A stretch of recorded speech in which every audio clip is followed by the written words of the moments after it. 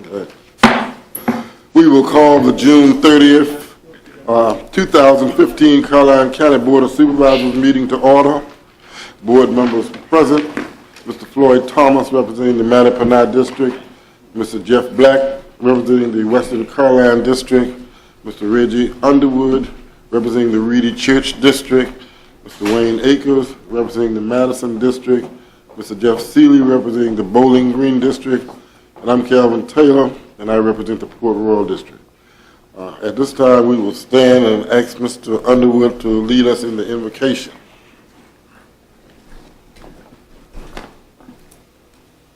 Most gracious and Heavenly Father, once again we come before you asking for your blessings over the meeting of the Board of Supervisors meeting here in Caroline County.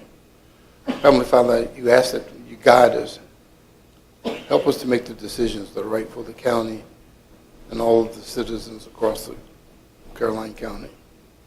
Heavenly Father, we ask a special blessing for the folks down in Charleston, South Carolina. Ask you to touch the minds and the hearts of those making decisions there, that they will look at the people and give them satisfaction. We give all blessings, all thanks in your precious name. Amen. Amen. I pledge allegiance to the flag of the United States of America and to the republic for which it stands, one nation, under God, indivisible, with liberty and justice for all. I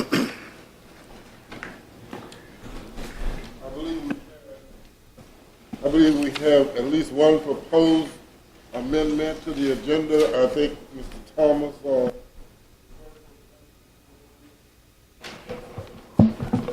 one proposed amendment, adjustment, a request for reduction of the water bill for Mount Calvary Church. This is, I believe, Mr. Thomas, this is your request? Yes, sir. You just wanted added to the agenda? If that would be fine with you, Mr. Chairman, I would appreciate that. I've spoken to Mr. Schiebel, who I don't see, but I think we have everything ready. Okay, so that would be under, I guess, 9A under new business. Are there any more amendments to the agenda? No, Mr. Chairman. There's only one. Okay. Then the agenda will stand approved as presented with the amendment. That takes us to opening board comments. Mr. Thomas, do you have any at this time? I do have one. Aside from that, and I thank the board's indulgence of adding the water bill issue. The other one I had was related to the elderly tax relief program. I think Mrs. Carter sent us all an email about the program, and when the tax rate went up last year to 83 cents, I believe the maximum they get is $800, and Mrs. Carter was asking if the max could go up to $1,000, which would keep the same number of people in. I think there's 254 homes in the program now, and I think it's a $9,000 impact to the county. So we're basically readjusting the elderly relief program for the tax rate that went into effect last year. So that would be the board's desire. I'm not sure if we want staff to work it through with Mrs. Carter. I would think we would need to do that, have staff get with Ms. Carter, and then come back once it's been worked out. Yeah, I don't think there's any implications until the December tax bills. Is that right? Until next year's tax bill. So I guess we have a little bit of time to make sure we work with staff to work it out. Okay. But I just want to make sure we brought that up, and would like to see that continue. Thank you, Mr. Chairman. You're welcome. Mr. Black, do you have any opening board comments?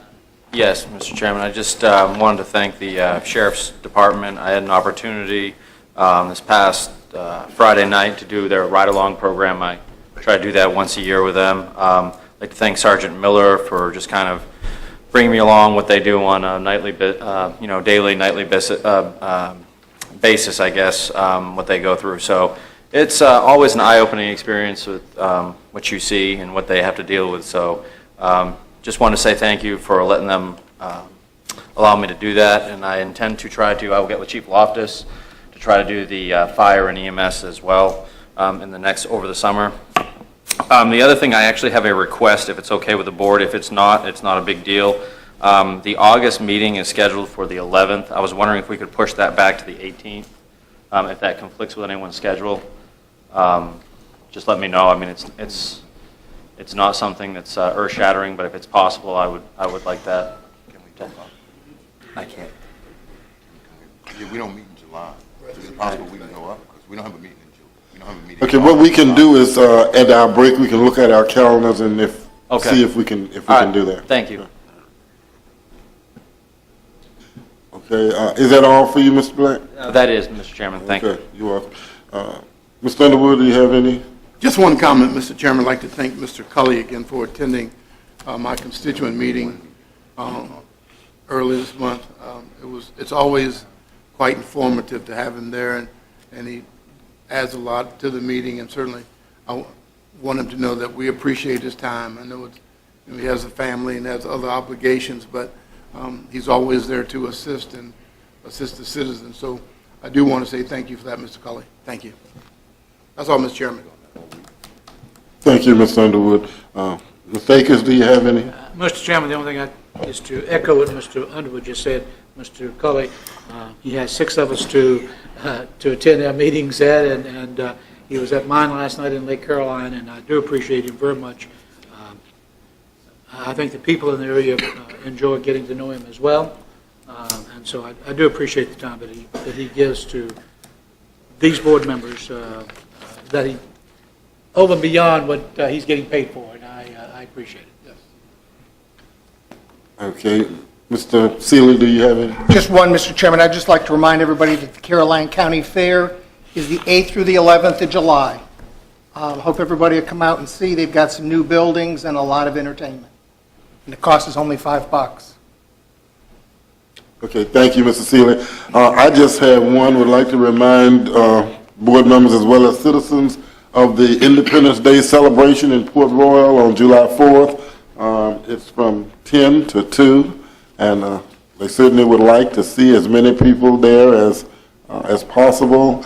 Lots of good things going on, lots of interesting things, entertainment for our young people. So if you're not busy on the 4th, feel free to come down to Port Royal between 10 and 2 and enjoy the 4th of July celebration. Okay, that takes us to presentations and reports. Our first agenda item is the recognition of Mr. Al Collins for his service on the Rappahannock Area Community Services Board of Directors. Just before Mr. Collins comes forth, I would like to read the resolution, and after that, Mr. Collins, we would ask that you come forth and be presented with this. It's a resolution of appreciation for Al Collins for his service on the Rappahannock Area Community Services Board of Directors. Whereas the Rappahannock Area Community Services Board is committed to improving the quality of life for people residing in Caroline, King George, Spotsylvania, and Stafford, and the city of Fredericksburg with mental health, intellectual disability, and substance abuse problems. And whereas the Rappahannock Area Community Services Board of Directors is comprised of 15 volunteer members who are appointed by the local governing bodies and represent people from the community with various occupations and interests. And whereas Mr. Al Collins has represented Caroline County on this board since September 2004 and will step down after serving the maximum number of terms allowed. And whereas during his tenure, Mr. Collins has served as chairman and vice chairman of the board, as well as chairman of the Virginia Association of Community Services Boards, and has performed his duties with passion, distinction, and a fierce advocacy for the citizens who desperately need these critical services. And whereas Caroline County has benefited greatly from Mr. Collins' leadership and dedication to this important endeavor, now, therefore, be it resolved that the Caroline County Board of Supervisors hereby extends its deep appreciation to Mr. Collins for his outstanding service to Caroline County and extends its best wishes for continued success in the future endeavors. Adopted this 30th day of June, 2015, and is signed by the Clerk of the Board, Mr. Charlie Culley, and the Chairman, Calvin B. Taylor. At this time, Mr. Collins, would you come forward and receive these honors?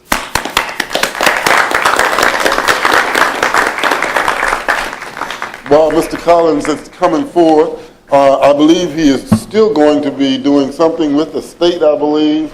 You might want to, yeah, he's going to be on the state board, so he's not going to get to go home and cut grass. He's going to have to still do some things for the state, and I'm sure that he will be appreciated there as well. Collins, thank you. There you are. We appreciate your service. Would you like to?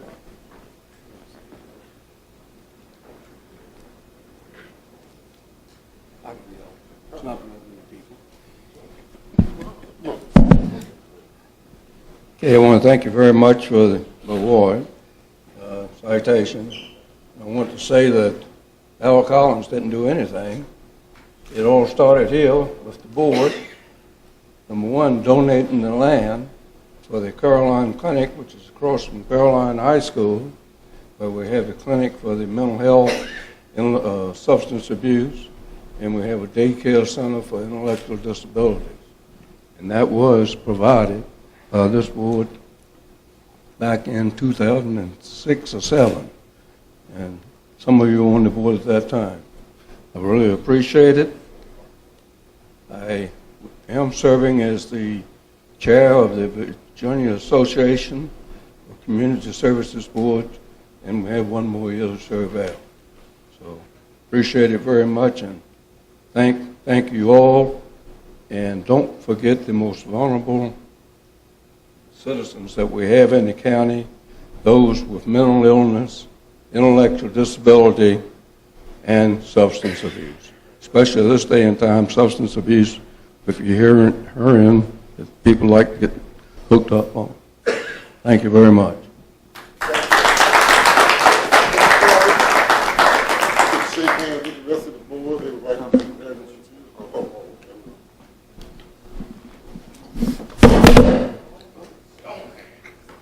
I don't have to pay for that. No, you don't.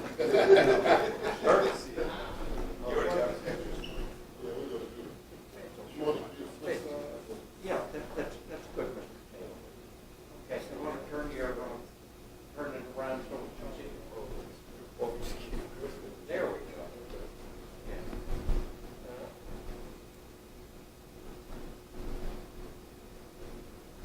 All right, now right here, always take a couple, feet pulling. Okay, right here. Thank you.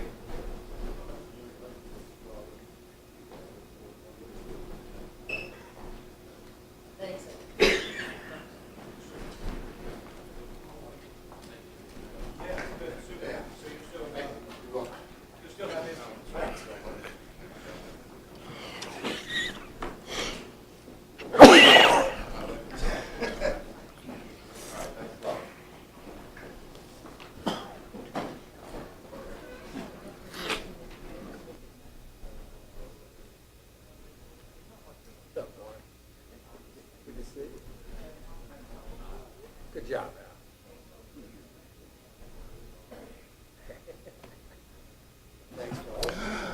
Al. Okay, that takes us to our next agenda item, the Library Director's Annual Report. Ms. Marlene Dorinsky. Did I do that right? It's close enough. Okay. For those who, Maureen Dorosinski.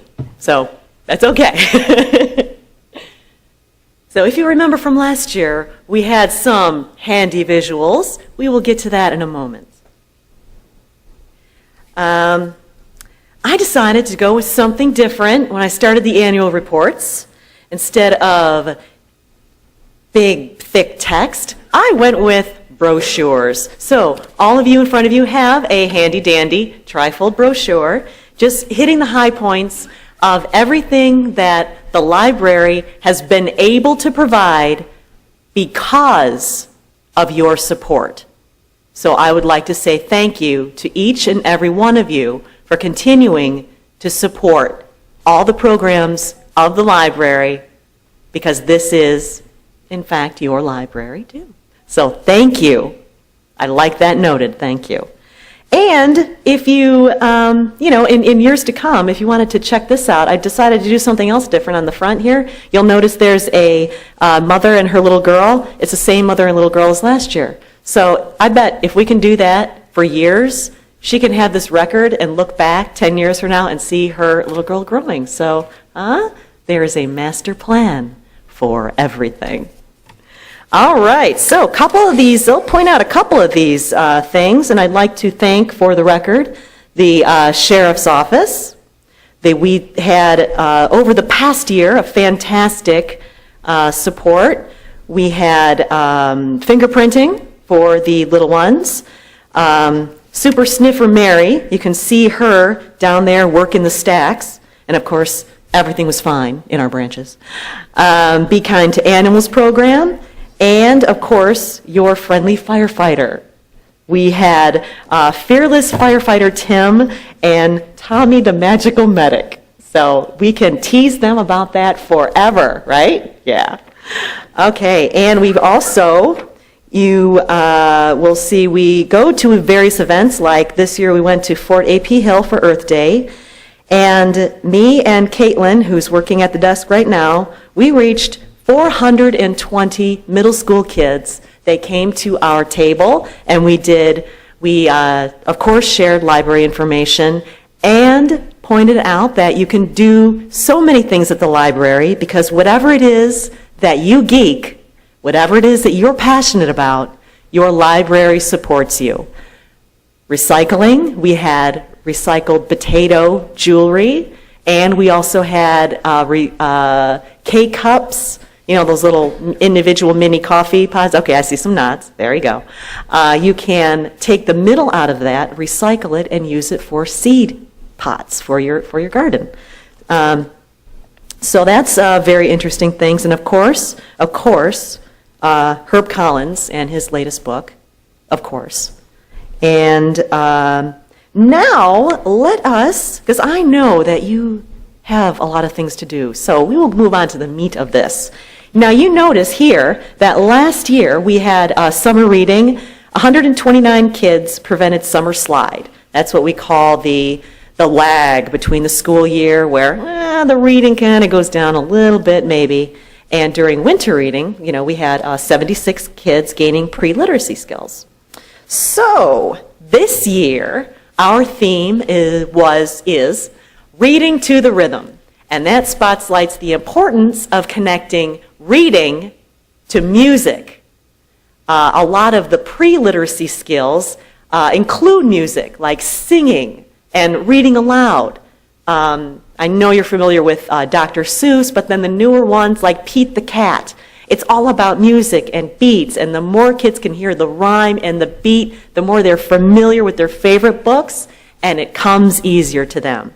So that's what the summer at the libraries are all about, reading to the rhythm. All of our programs have some connection with music. Let's see.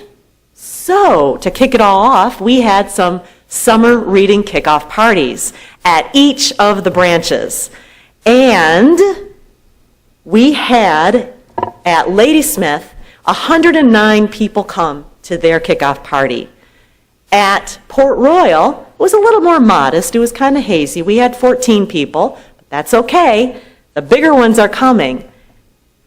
Bowling Green, we had over 200 people come to the party. Now here is our biggest surprise. I've kept it in my pocket. At the Dawn Branch, 72 people came to the summer reading kickoff party. Now, let's look at these numbers. Everybody see these numbers? Yeah? See that? Way there in the back? Yeah? Yeah? Thumbs up? No? That's all? That's okay. You're shy. All right. So, we have 159, 365, and 1,000. What could these numbers mean? Well, 159 is last year's absolute total number of people, including adults, signing up for and completing the summer reading program. So that number includes adults. So 365 is your 2015 total, and that number is still climbing. So that's an increase of 132% of people in Caroline County that are actually signed up and participating in the summer reading program. So I think we should just give Caroline County a hand right now for reading. Let's give a hand to reading. Go reading. All right. And I mean, that's fantastic. That is fantastic. And just so you don't think I inflated these numbers, because I included adults too, out of this 365 number, 319 are children and teens. And teens, yes, teens are signed up too. So, and finally, 1,000. Some of you may know about this already, but we had you may remember, in March, we did the Caroline Reads event. And as everybody read the same book, and we all did focusing on the Japanese-American internment period. We had special guests, which you can see in that brochure. And I decided that we needed to do something special to live up to our vision statement of globally connected, traditionally centered. And the staff of the Caroline Library folded 1,000 origami cranes, and we'll be sending them to the Children's Peace Park in Hiroshima. They're on my desk and being packaged right now. 1,000 cranes for peace in commemoration of the atomic bombings in August, the 70th anniversary. So that is what Caroline County and your library system does. And finally, thank you. Have a good night. Thank you, Maureen. Board members have questions or comments? Thank you very much for your report. We appreciate what you do. Thank you. Have a good night. That takes us to appointments on the Recreation Advisory Committee. I believe Mr. Howard has sent out information as far as the names for the committee and the different districts. He is not here tonight. He's on vacation. We could approve what he sent out, or if you have questions. I'm sorry. That list wasn't for you necessarily approved. That list was just recommendations of people that were participating in the program that he was asked to provide to give you some guidance in case you didn't have somebody. Any board member that has somebody they want on the committee, certainly that would be a name that we would want you to use. So it's not a list that we want you to adopt. It was just a list. That's why we didn't make it public, because we didn't want any names to be out there and then you didn't pick somebody and they said, well, why didn't you pick me? So it was just a list of names from each district of people that participate in the programs that he thought might be interested in being on the committee. But clearly, if y'all have other folks, that would be what we would want to see. You know, he only had one from the Madison district, and I called the individual, and they never called back. So I'd assume, that leads me to believe they aren't interested in serving on the committee. They may participate in some of the programs, but do not want to serve on the Recreation Committee. So, I'll continue to try to find someone that would like to serve on the committee. Well, let me ask, is there a board member who would like to appoint a committee member tonight? If so. I mean, I have, and that was kind of my question. I have a committee member who was participating, but Mr. Howard sent me 2 additional names, so I didn't know whether we wanted to expand the committee to more people or leave it at 6, 8, or whatever. And if that's the case, I mean, my person has been serving. Mr. Howard says they've, done a good job. I might as well continue and keep the continuity. So I'm ready if that's the case. Well, certainly who else is ready. And the board makes the appointment, so if you have someone that you would like to appoint, you could do that unless the board is interested in expanding the committee. I don't I have not heard that, there doesn't seem to be the will. I was just asking. I think what he was doing is trying to allow each board member some flexibility in choosing who they would like to see serve. Okay, so what we can do is, for those persons who are ready to appoint, we could do that, and then I believe we could just approve it for those, and then we'll come back next month for those that are not ready. So, Mr. Thomas, if you... I'm going to reappoint Mary Boone, Okay. or request to reappoint Mary Boone. Okay, Mr. Black. I'm going to reappoint Mr. Ken Davis. Okay. All right. Any other board members have names? Okay. And I don't either, but, so it's been moved that we would choose Mary Boone to represent the Mattapanai District on the Recreation Advisory Committee, and Mr. Ken Davis to represent the Western District. Is there a second? Second. Okay. Been moved and properly second that we would appoint Mary Boone and Ken Davis to represent the advisory committee in the Mattapanai District and Western District. All in favor, let it be known by saying aye. Aye. All opposed, motion carries. And we will come back next month for the other persons to be appointed. That takes us to the consent agenda. Are there any items on the consent agenda that any board member would like to see pulled, items A through H? If not, we will entertain a motion to approve the consent agenda as presented, items A through H. So moved. Second. So moved and properly second that we would approve the consent agenda as presented, items A through H. All in favor, let it be known by saying aye. Aye. All opposed, motion carries unanimously. All right, that takes us to closed meeting. Pursuant to State Section 2.2-3711, A-3, and also State Code Section 2.23711, A7. I make a motion, we go into closed session for 2.23711A3 and 2.23711A7 of the Code of Virginia. Is there a second? Second. So moved and properly second that we would go into closed sessions under those sections listed. All in favor, let it be known by saying aye. Aye. All opposed, motion carries. Are board members ready?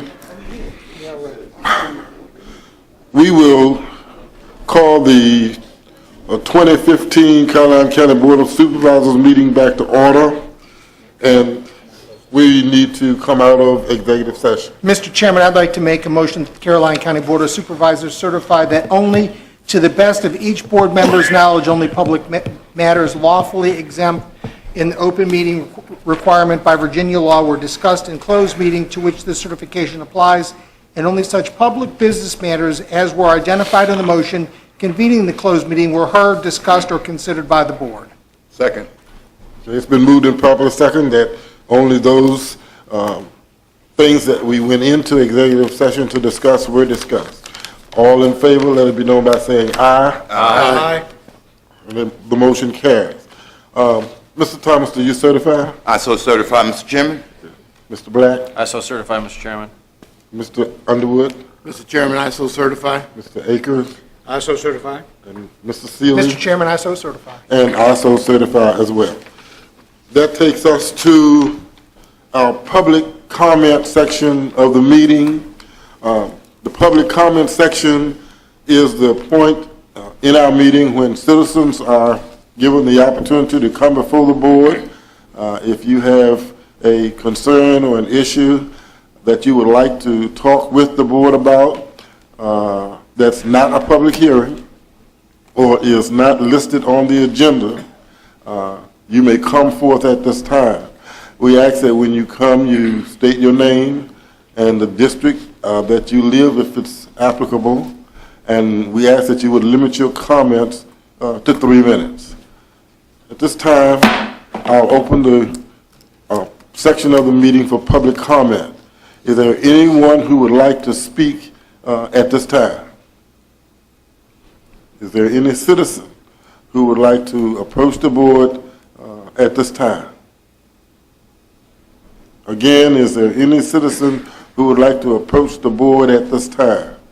Seeing no one with the intention to speak, I will close the public comment section of the meeting. That takes us to our public hearings. Our first and only public hearing is Special Exception 03-2014, Commonwealth Fairs and Events, owner and applicant. Request an amendment to the special exception permit in accordance with Section 17, Section 13, Standards for Special Use Permits, and Article 11, Plan Unit Developments. Division 6, Plan Recreation and Entertainment District, Section 3 of Caroline County Zoning Ordinance on Tax Map 100-A-1A, 100A-142, 100A-2, 100A-3, portion of, and 101-A, 100B, consisting of 358.765 plus or minus acres. This property is located at Meadow Event Park, Route 3, Don Boulevard, Hanover County line, Reedy Church Voting District. Route 30. Proposed Amendment 1 to modify previously approved special exception permit, Special Exception 08-2005 as amended, to amend conditions related to the major entertainment use, fireworks, and to add campground and travel trailer park as a permitted use. Are there board members who would have questions before the opening of the public hearing? At this time, seeing no board member with the intent to speak, I will open the public hearing. I think Mr. Oh, I'm sorry. Did you? I'm sorry. Okay. What I'd like to do, Mr. Chairman, is hear from the public and then add my comment at the end, if that's okay. Okay. I do have a comment, but I'd rather wait until that point. Certainly, and board members will be given an opportunity to do that at the end. Thank you, Mr. Chairman. Okay. Mr. Fincham? Mr. Chairman, members of the board, before we get started, in your packet, you have a map as part of your handout. You also have at your chair tonight a little matrix which identifies camping units or camping sites and RV sites by location. This matrix should be used in conjunction with this map. Okay, so if you have any questions, I just wanted to share that with the board. Mr. Chairman, members of the board, the applicant is here tonight requesting special exception permit approvals for one, an amendment to the current special exception permit related to major entertainment uses not included in a fairground. Specifically, they're asking for an amendment to condition 1 of that special exception permit, which would allow them to display fireworks up to 4 times a year in consistent with the current fireworks provisions of the county code. The special exception permit currently in place allows them to actually display fireworks 2 times a year. So that request is to allow them to display up to 4 times a year consistent with the current provisions of the county code as they relate to fireworks. The second request for consideration tonight is a request to allow them to have a campground and travel trailer park, which is a special exception permit use identified in the planned recreation and entertainment district, but which was not requested previously by the applicant. They are asking for a use that is otherwise allowed in the planned recreation and entertainment district, which was not approved as a special exception use with the original application. It should be noted that this is not a campground or travel trailer park that is open to the public. It would be limited to camping and recreational events, and there were some enumerated in the materials provided by Meadow Event Park. So these would not be open to the public. It would not be year-round camping that somebody just driving up Interstate 95 can pull off here and utilize their facilities. These facilities would only be used in conjunction with specific RV-type events where RV travelers come to this location for a specific event or tent events, camping events. The suggested conditions are included in your staff report. The Planning Commission, after a work session and a public hearing, did ultimately forward this request to the Board of Supervisors with a recommendation of approval. And with that, I'll answer any questions that the board may have.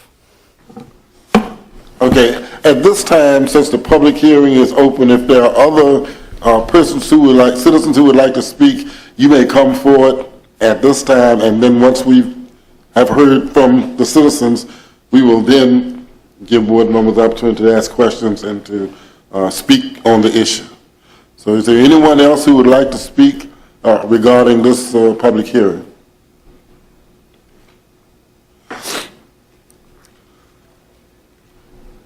Good evening. Good evening. Karen Lambert, Reedy Church District. I'm here again, pretty much the same thing. When the fair came into our area, we were made promises of the proffers and the special conditions. And one by one, in 6 years, this is the last vestiges that are left. We were promised no fireworks, and here we are now. It's already changed to being allowed during the fair, and now it's going to be allowed at any time during the year. At least with the fair, I knew it was only going to be either the day of or the day after, because they're not going to have them when there are animals on their property. So I'm totally against the fireworks at any time, much less this change. Also, as far as the campground, that was one of the other issues that the neighbors were concerned about, and that was one of the issues you all said, okay, we won't allow this. Now, here they are, and I understand it's not someone pulling up off the road, but when you have large numbers of travelers in RVs, you also sometimes have people who may not really want to be there. You have teenagers or young adults, and they may not want to be with mom or dad. You don't know what they're going to do. Also, there's very little limitations that I can see set, other than supposedly safety and that type of thing will be reviewed. I don't see what it is, and some of my concerns may not be addressed. There are no limitations that I can see of where the campfires are going to be, where certain types of lighting are going to be, where different types of camping are going to be, and I understand that can change with each group, but that doesn't give the neighbors any feeling of safety on their own property. All things can happen. And like I say, we have watched every one of the promises that were made to us go away, and this is the last of them. We can't even complain about the noise, because everything, any permit that you issue is exempt from the noise ordinance. I don't know how late these guys are going to be making noise. They're going to have conventions going on. They're going to have their wanting to do their fun. But I want to enjoy my property too. And this is really the last little standoff we have. And then everything that we were told would not happen, everything will be gone. If you look at the beginning of this, what we were promised in 2005, the first fair didn't occur until 2009. And then here we are, like I say, less than 6 times away, and everything has been taken away. So I want you all to consider what your word is worth, because you made the people in the area, you made us promises. And this is the last one to stand your ground on. This is the last chance that we have to keep enjoying our property at least part of the time. Thank you. Thank you, Mrs. Lambert. Is there anyone else who would like to speak regarding this public hearing?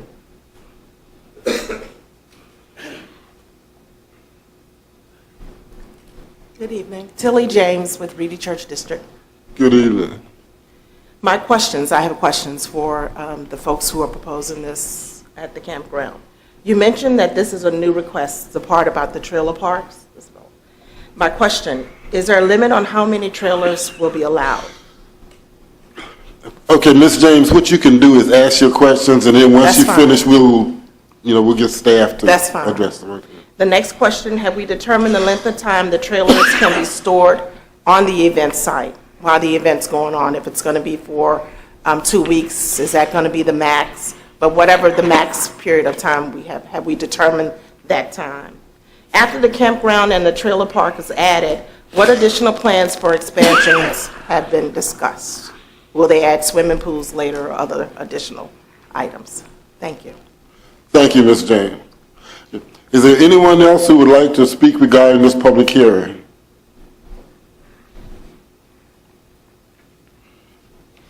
Good afternoon. My name is Joseph James from Reedy Church District.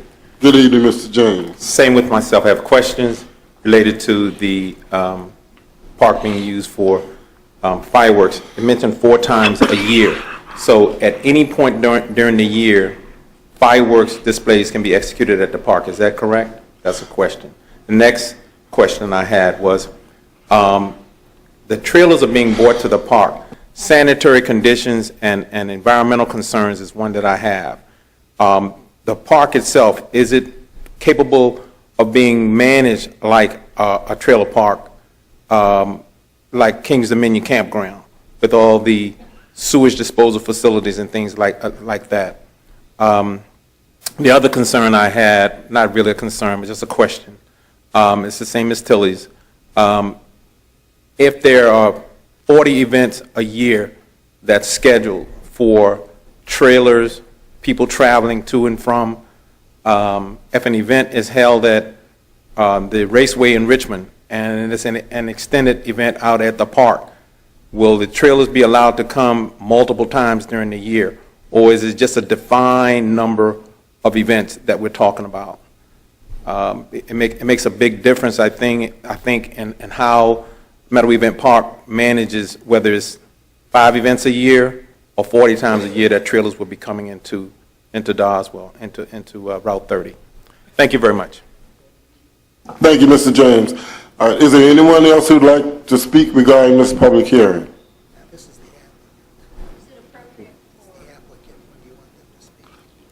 As the applicant, is now at the appropriate time? Sure. You can go ahead now. Okay. Well, good evening, Mr. Chairman and members of the Caroline County Board of Supervisors. I'm Marlene Jolliffe, and I'm the VP of Operations at the Meadow. And I am pleased to provide some additional details about the special request and some of the questions that have been posed. I do think it's important for folks to understand a little bit about me, to understand why we're here tonight and what some of my vision is for the future. I came to the Meadow, started February 2nd after 25 years as manager of the State Fair of West Virginia and our 200-acre facility. I chaired our International Fair organization, and my 25 years was really built on a solid career that was founded on being a good community partner.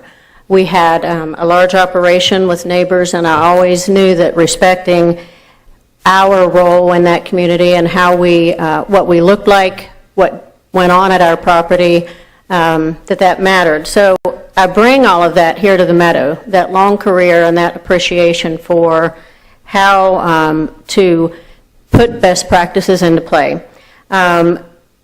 After arriving at the Meadow, I very quickly, it was cold and it was winter, but knowing that I had spent years with RV rallies and the RV rally business, I looked around and I thought, you know, one segment that really fits the future, I think, would be recreational vehicle rallies.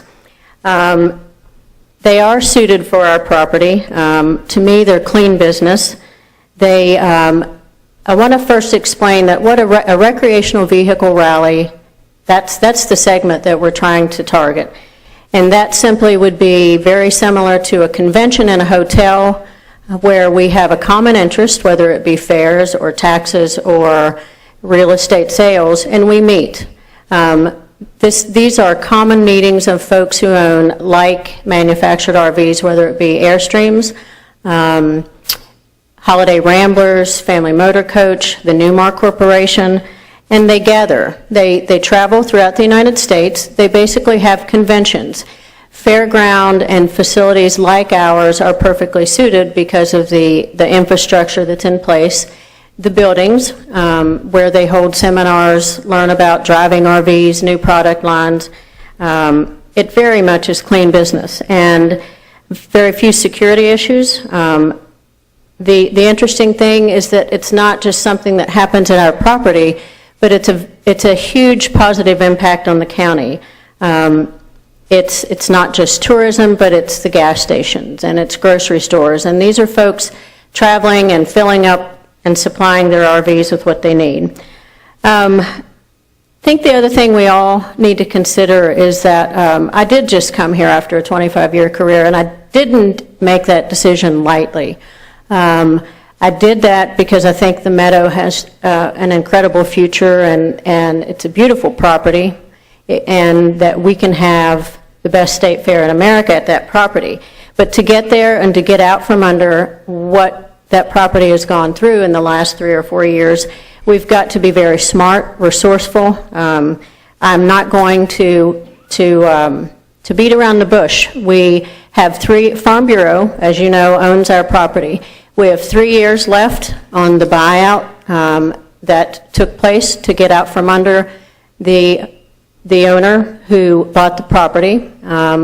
And I, like many others, will celebrate when that 3 years is up. It's a huge financial strain on us. So we are looking for, we're looking for things that we can do to shore up our bottom line and get through that 3 years and keep everything moving ahead in a positive manner. As most of you know, we have a lot of outdoor events, but the challenge with those events is Mother Nature can either deal you a very good hand or deal you a very bad hand, like she did last weekend with our Country Fest event. We have flat land, we have an exceptional road access, we have a beautiful county, and we have a built-in historic story to tell with the Secretariat story. We're in great proximity, midway in the Mid-Atlantic. All of these assets together position us as a perfect RV rally destination. I don't know that folks realize it is an industry. There are 9 million households who own an RV, and in 2015, 365,000 RV units will be shipped in America, more than at any time since 2006. They are a stable option for our future, and I know they are. I've worked with them for 25 years. It is one of the best segments of business in our industry, and everybody is vying to get their business.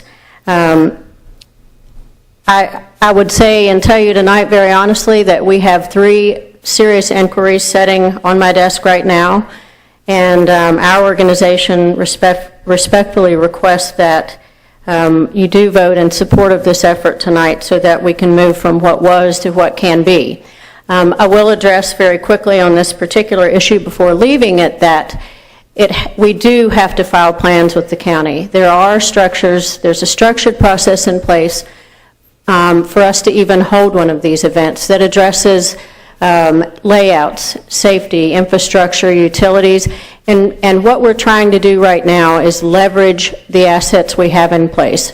We do not have the financial wherewithal to build swimming pools and to expand, and it's basically just surveying the property and saying, how can we make the most of what we have right in front of us, and make it be a positive venture. As I said, we have a safety committee in place, we have fire and rescue, we have all of the necessary oversight to assure this body and the county and our residents that we are following proper protocol.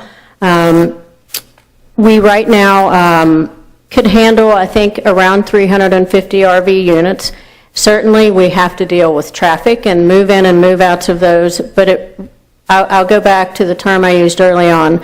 It's good business and it's clean business, and these are folks who present no security issue.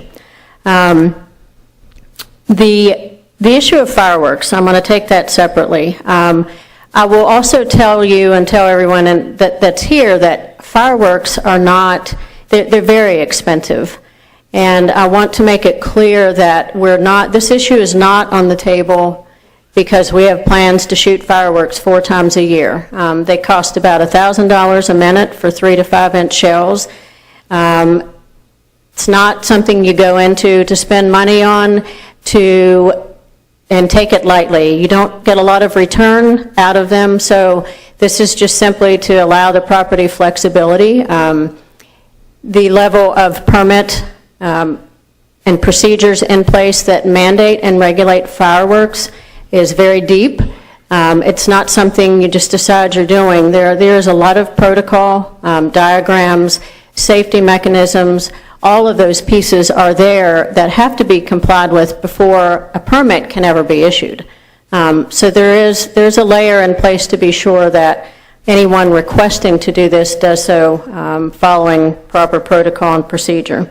I also know that there are notification procedures for our property neighbors, and obviously we would comply with those procedures and notifications, whether it be mail, email, phone calls, personal visits. We're not trying to do anything in secret, and overall, on both issues, we're simply trying, to move ahead. I've only been here 5 months now, and it's been fast and furious, but I do believe from a business standpoint, based on my prior experience, that this is an incredible opportunity for the Meadow Event Park. Thank you. You're welcome. Thank you very much. Are there other persons, citizens, who would like to speak regarding this?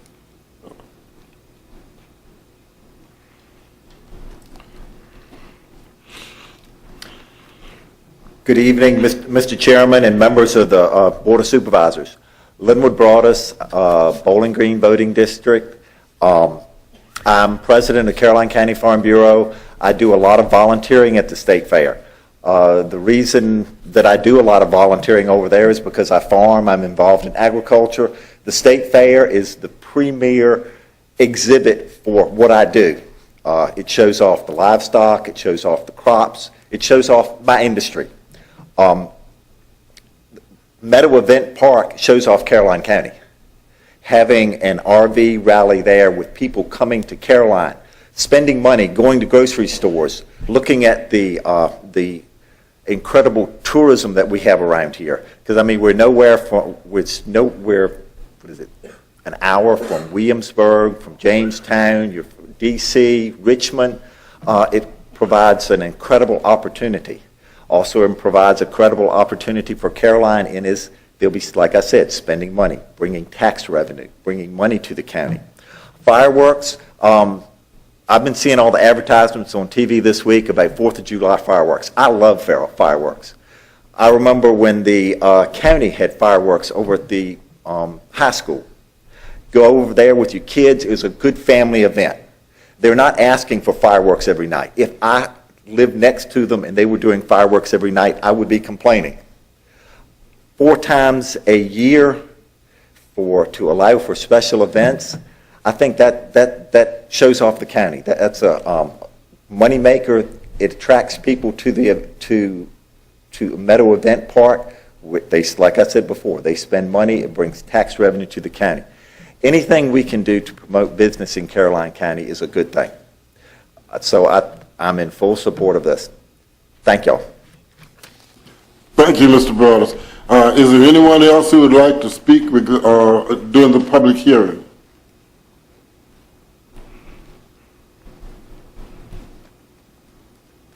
Mr. Chairman, members of the Board of Supervisors, Mr. Culley. I'm Catherine Burris, and I'm from the Mattaponi Magisterial District. I keep wanting to say I'm from Reedy Church District for some reason, and that's no offense to you, Mr. Thomas. You've served us well, thank you. But we were there for a long time. But I do want to say to you that I hope that you will give serious consideration to this request. Meadow Event Park has been a wonderful asset to our community. I remember when it came before the board that you invite them here. And one of the things that was said then was the need for us to look at the opportunity to provide a place where youth can develop themselves into appropriate adults through the nurturing of their experiences and the opportunity for them to grow. With that having been said, when we talk about camping, another avenue that could come into play is us reaching out to bring in some Boy Scouts, Girl Scouts, youth groups, and have them actually work toward merit achievements at the Meadow. There are all kinds of merit accomplishments that could happen there. We also have found that there's an opportunity for the Meadow to serve as one of the best ambassadors for Caroline County. For a while, I worked as a part-time staff there, and in listening to the guests who came through the facility, one of the things that they always said was, I had no idea. Caroline County is a beautiful place. I would like to spend more time here. What's here for us to see? So not only do they come and see a very attractive property, have a good time on that property, but they want to see what else is happening here. So it's a great opportunity to build a stronger partnership with our tourism folks. Gary and his staff would be certainly an important part of reaching out to the RV guests who come into our community. I would very much like for you to give serious thought to this request. I do understand our neighbors who don't want the noise and who are concerned about their animals. We have not livestock, but we have some animals on our own household property, and they're disturbed once in a while when the emergency equipment goes down. Do I come and complain about that? No. If there's emergency equipment going, I know that there's somebody who needs it. So there are just some things that living in a rural community we have to accept as being part of that community.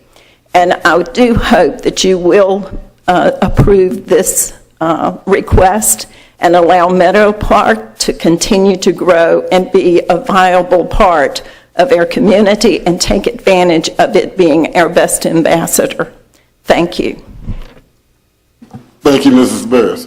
Are there other persons who would like to speak during the public comment section? Good evening.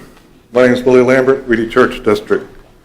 Since the Meadow's been in play, our quality of life for me and my family has been greatly reduced.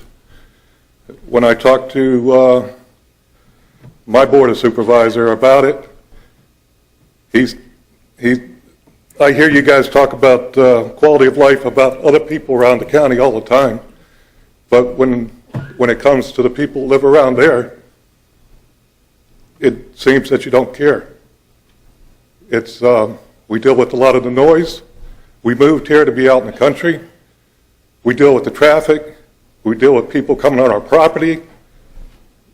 It's getting too much. So I'm against this. Thank you, sir. Is there anyone else who would like to speak regarding this public hearing?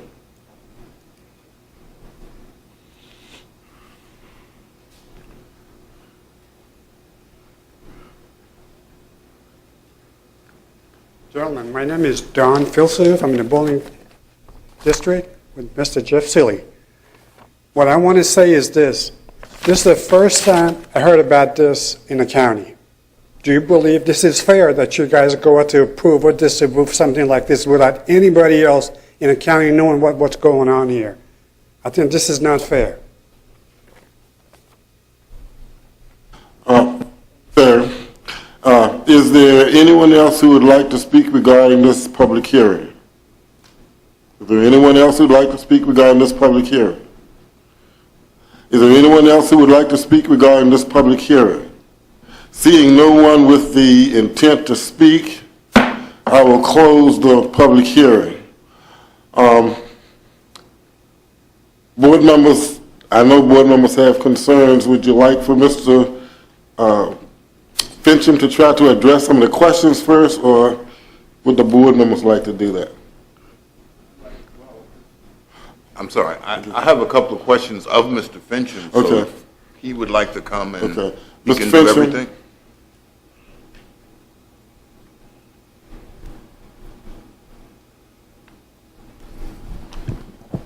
Thank you. Mr. Fincham, the two amendments they would like to propose are fireworks and campgrounds. They are not tied together, so it's not approve one, approves the other. They're exclusive, right? Yes, sir. Okay.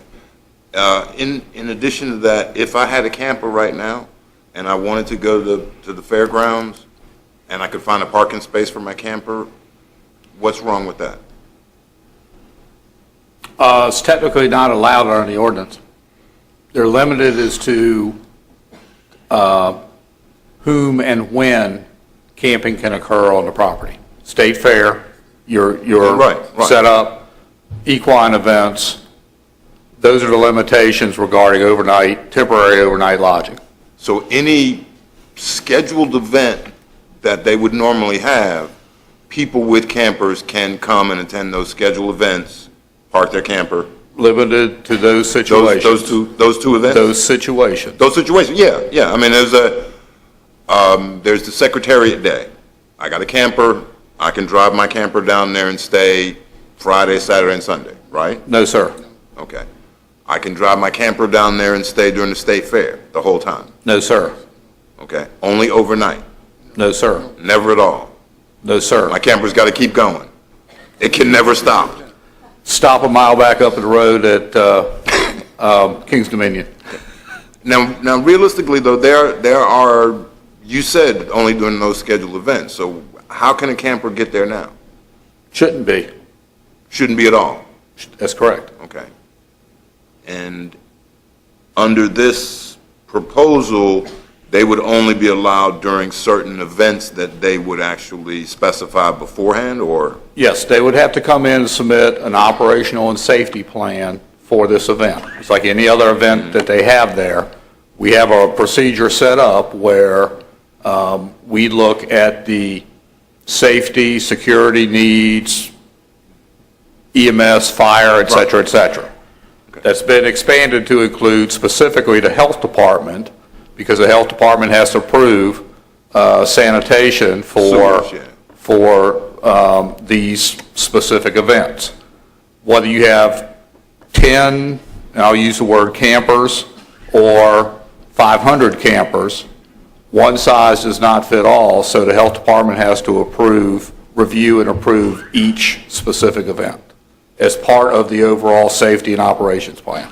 Okay, but theoretically, if this were to pass, every proposed RV event would come before the Planning Commission, and you would make that approval? It would come through... And the other agencies, right? Not the Planning Commission. It would come through the process that was set up through the zoning, Right. which requires a public safety review for the operations of that event and the safety of that, health and safety of that event. Okay, and we have no maximum in this particular ordinance. So they could do 52 if they wanted to? Events? Yeah. In theory, yes, sir. Okay. All right, thank you, Mr. Fincham, for now. Mr. Black, do you have? Yeah, I've just got a couple. I want to touch on the fireworks issue. Yes, sir. Because that's the one of the more concern for me. Is right now the state fair, are they allowed to do fireworks at all at their event and with the actual state fair? During the state fair, they are allowed to display fireworks up to 4 nights during the state fair. So they would be allowed to do 4 more times, is what we're saying, outside the state fair? No, that would count as one of the events. So you're transferring, in theory, they can do 4 nights during the state fair. Under this proposed amendment, you could do it 4 times a year, 1 night each time. So the state fair just counts as 1 night? Or they could do 2 or 3. That would count towards their 4 events a year. So if they did all 4 during the 10 days of the state fair, then that would be their 4 times, that would be done? Yes, sir. And it's limited to 30 minutes? It's limited to the... It was 30 minutes, wasn't it? That's what I read. Yes. 30, it was limited to 30 minutes. I just got another follow-up question. How far is the state fair? I mean, I know it's close to King's Dominion. How far are we talking? Roughly a mile, maybe, to the property boundary. And maybe. what is, now King's Dominion, do we know, I mean, how often are they allowed to shoot off fireworks?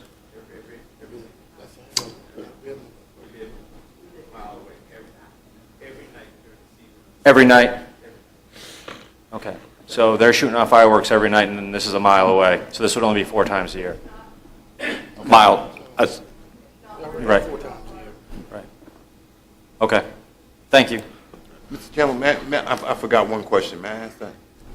Mr. Fincham, I'm not sure you can answer this question, but there was some discussion. I think the applicant mentioned something about transient occupancy tax in respect to this camper thing, since they were basically going to be like hotel rooms for the night.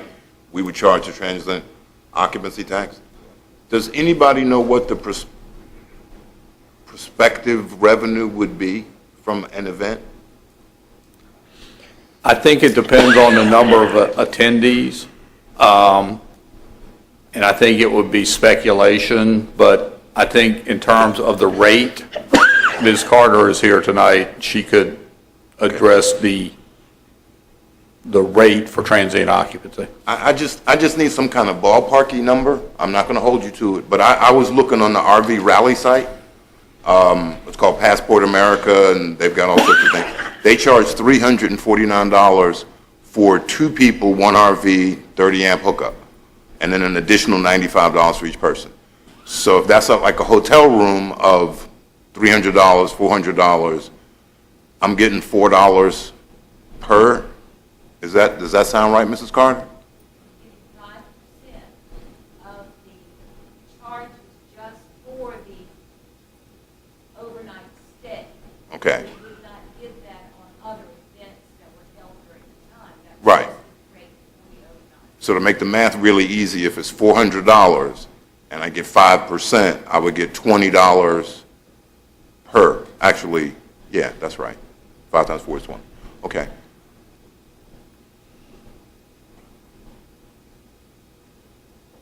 That's $2. There will be a different rate schedule, so depending on what type of event they're having. If it's 10 camp, I'm sure their rates will be lower than that than they would for a full service.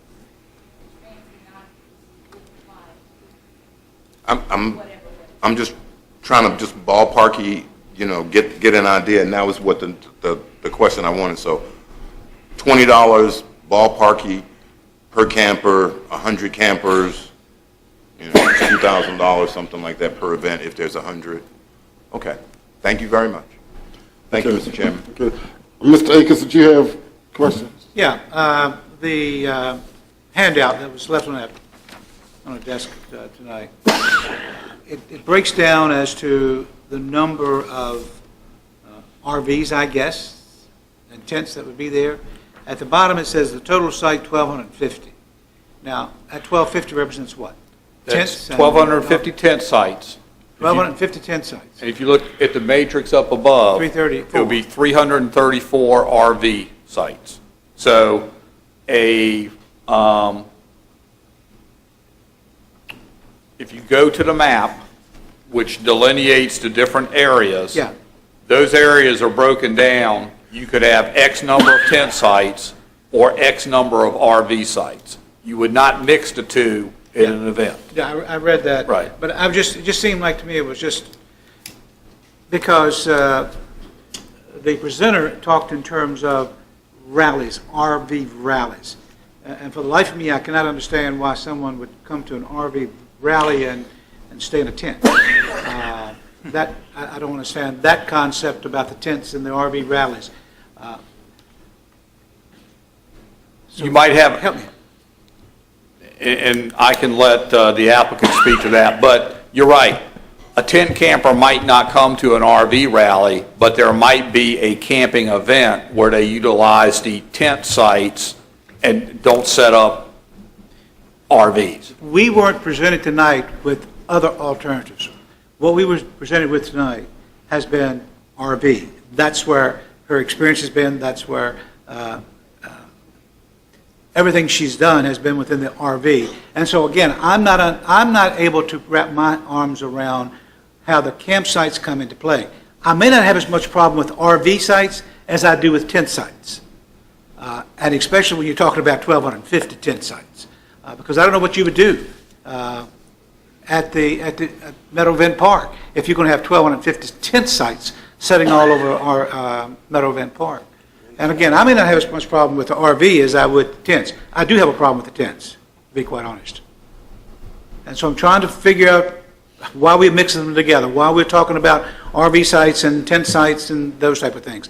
If the applicant is looking really to try to lure some of the RV rallies into her facility, then that's fine. That may not be a bad thing, but I'm not sure what she would lure, what the applicant would lure with the tent sites. Maybe she can better explain that. I don't know, Mr. Chairman. Mr. Cully wants to try to address that. Okay. sir. Well, I just wanted to add a comment to both Mr. Thomas's and yours. This is a special exception. Yeah. You can limit the number of events a year, 10 or 12, 15, whatever. It doesn't have to be. And you can limit RVs, no tents, if that's what you are comfortable with. So it's not proffered. You don't have to accept what they've said. Special exception, you can put the limits on you want. I understand that. I'm just trying to give her a chance to clarify the fact for the need for 1,250 tent sites, as well as the 350 RV sites. Can I also, on that same line, I can limit the number, can I limit the time frame, since the applicant has said they need this 3-year time frame to basically pay down their note? Can I say you can have 5 events for the next 3 years or something in that sense? Well, I want to make sure this was legal. I tend to flirt with the edge, so. Is that something I could do? Mr. Thomas, I think you can place a limit, you could place a review on that. Well, I know we can do a review on a special exception. Or a renewal. By our ordinance, you can require this provision to be renewed as well. Because this is a freestanding special exception. It's allowed within this district. And a review is more stringent than a renewal, or the other way around? Renewal is more stringent than a review. Renewal is more stringent, so if we had a 3-year renewal, they would have paid for their, right, you come back through the entire process, they would have paid for that. Maybe the neighbors wouldn't have a problem, maybe you had a chance to make it a success. Okay. Let me address the tent piece first, and that's a valid, I will explain what the rationale there is. They are two different things.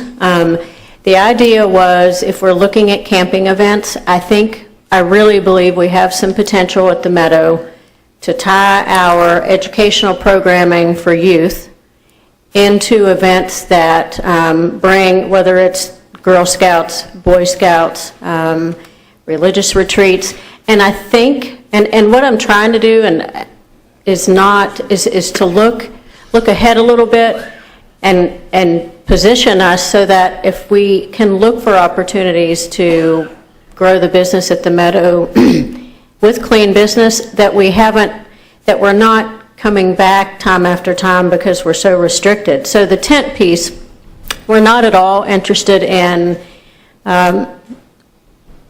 tent camping for country music festivals. We're not looking for that. We're looking for the ability to host a group of Boy Scouts who may take the natural resources trail piece, the educational piece, turn that into a weekend where they do a merit badge effort, and they tent camp near the river or something like that.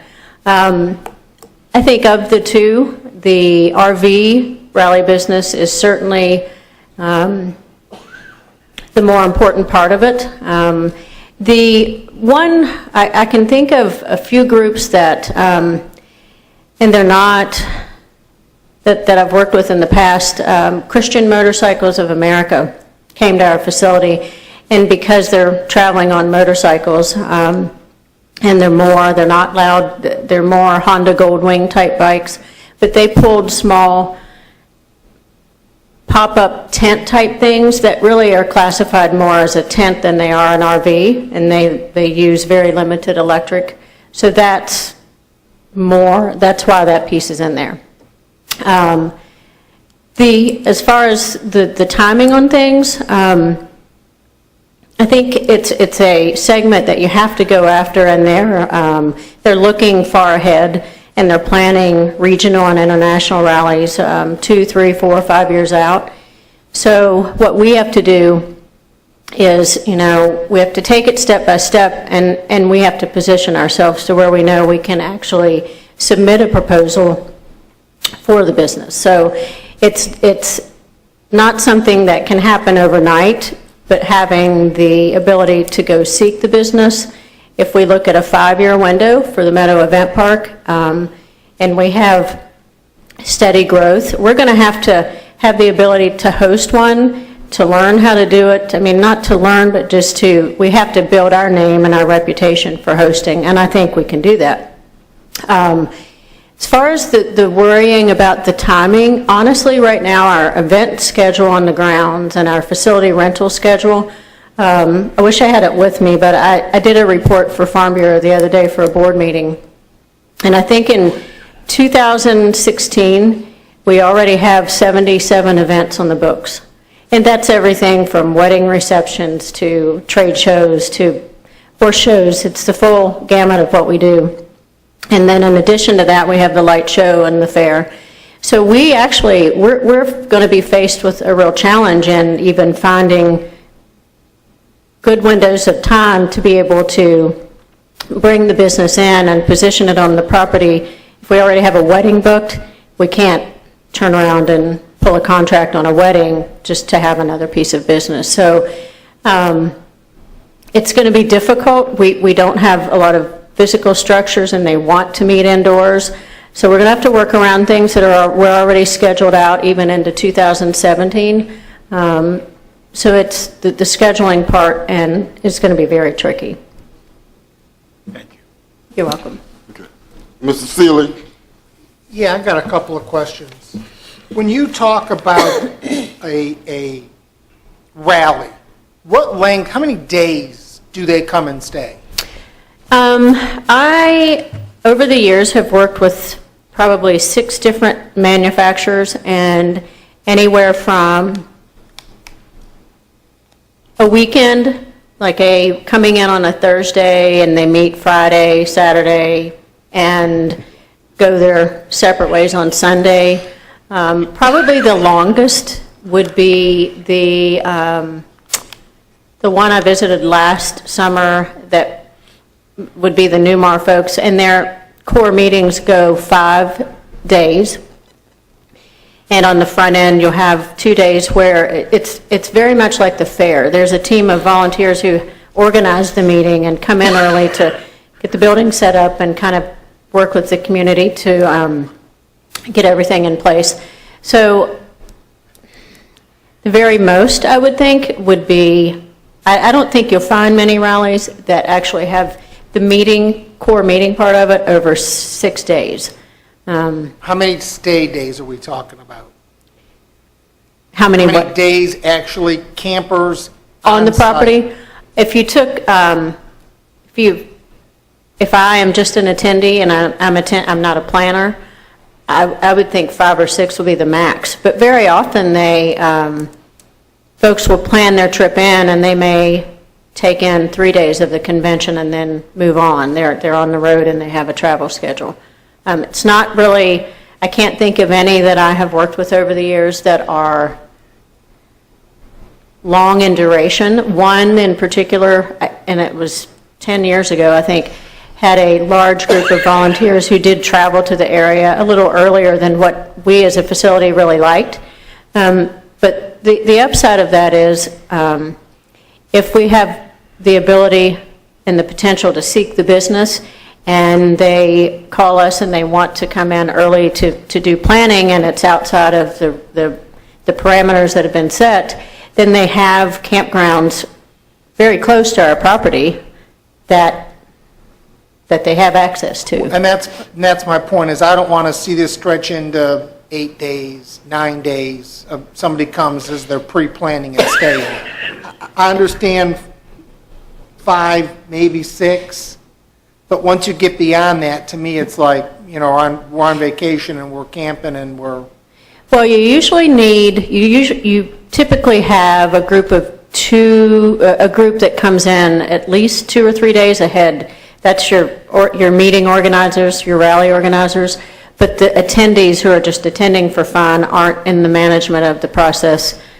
I think it's very rare that you're going to go over a total of 8, 9, 10 days would be max. And again, if I don't want to see us be so restricted that it limits us on the front end and then we're driving business into the next county, but I also realize the concern. We're not interested in, I know there's a concern about us being a campground, and that's not what we're after either, so. My other question is, how many rallies a year do you foresee? If you were going to put a number. My honest professional opinion is that, and I'm going to look 5 years down the road because it's going to take some really hard work on our end to position ourselves to market the facility, to get the plans. I think any facility of our type would be doing good if we could land 5 would be exceptional in the business because there's a lot of competition for the business. And I think the larger rallies, you'll have rallies you might have 50 that travel. You have small state level rallies and then you have regional and there are some international rallies. We are not in a position right now to just infrastructure wise to have a big rally. So there are differing sizes. So when I said 5, I'm talking larger, the 300 or so sites that we could have with the existing infrastructure. If we had 5 of those a year, I would be very proud of our facility. Within that, if we can do some small state rallies that are smaller and more manageable, then our existing campgrounds would actually handle some of those smaller ones. So large ones 5 in a year, a total of 10. But again, that would include some small ones. It comes down to scheduling, and I think we're going to be hard pressed to fit a lot into an already busy schedule. So is it 5 or is it 10? Because rally is a rally. To me, size, whether it's 300 or 50, it's still a rally. Then I would say 10, because within that, realistically, you have to account for our ability to have small ones in the mix, and they're going to be easier to come by. Larger ones harder because you've got more competition, and they're looking a little further out. I'm just looking to see what else I had written.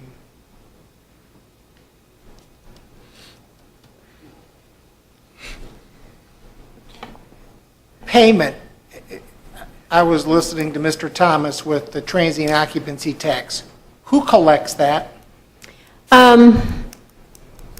Well, that came up in discussion, and, I mean, that to me is not a, I understood it and read the tax code and understand that it's in place for campgrounds. I think you could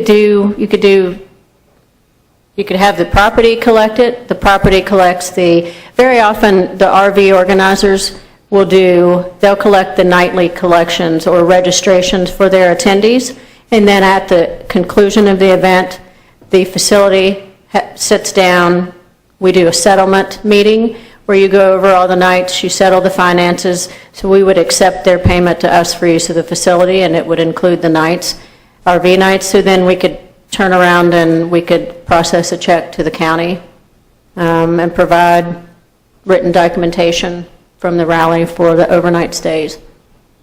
Okay, thank you. Thank you. I just had a couple of, well, to the gentleman who talked about the first time hearing it, any special exception is advertised.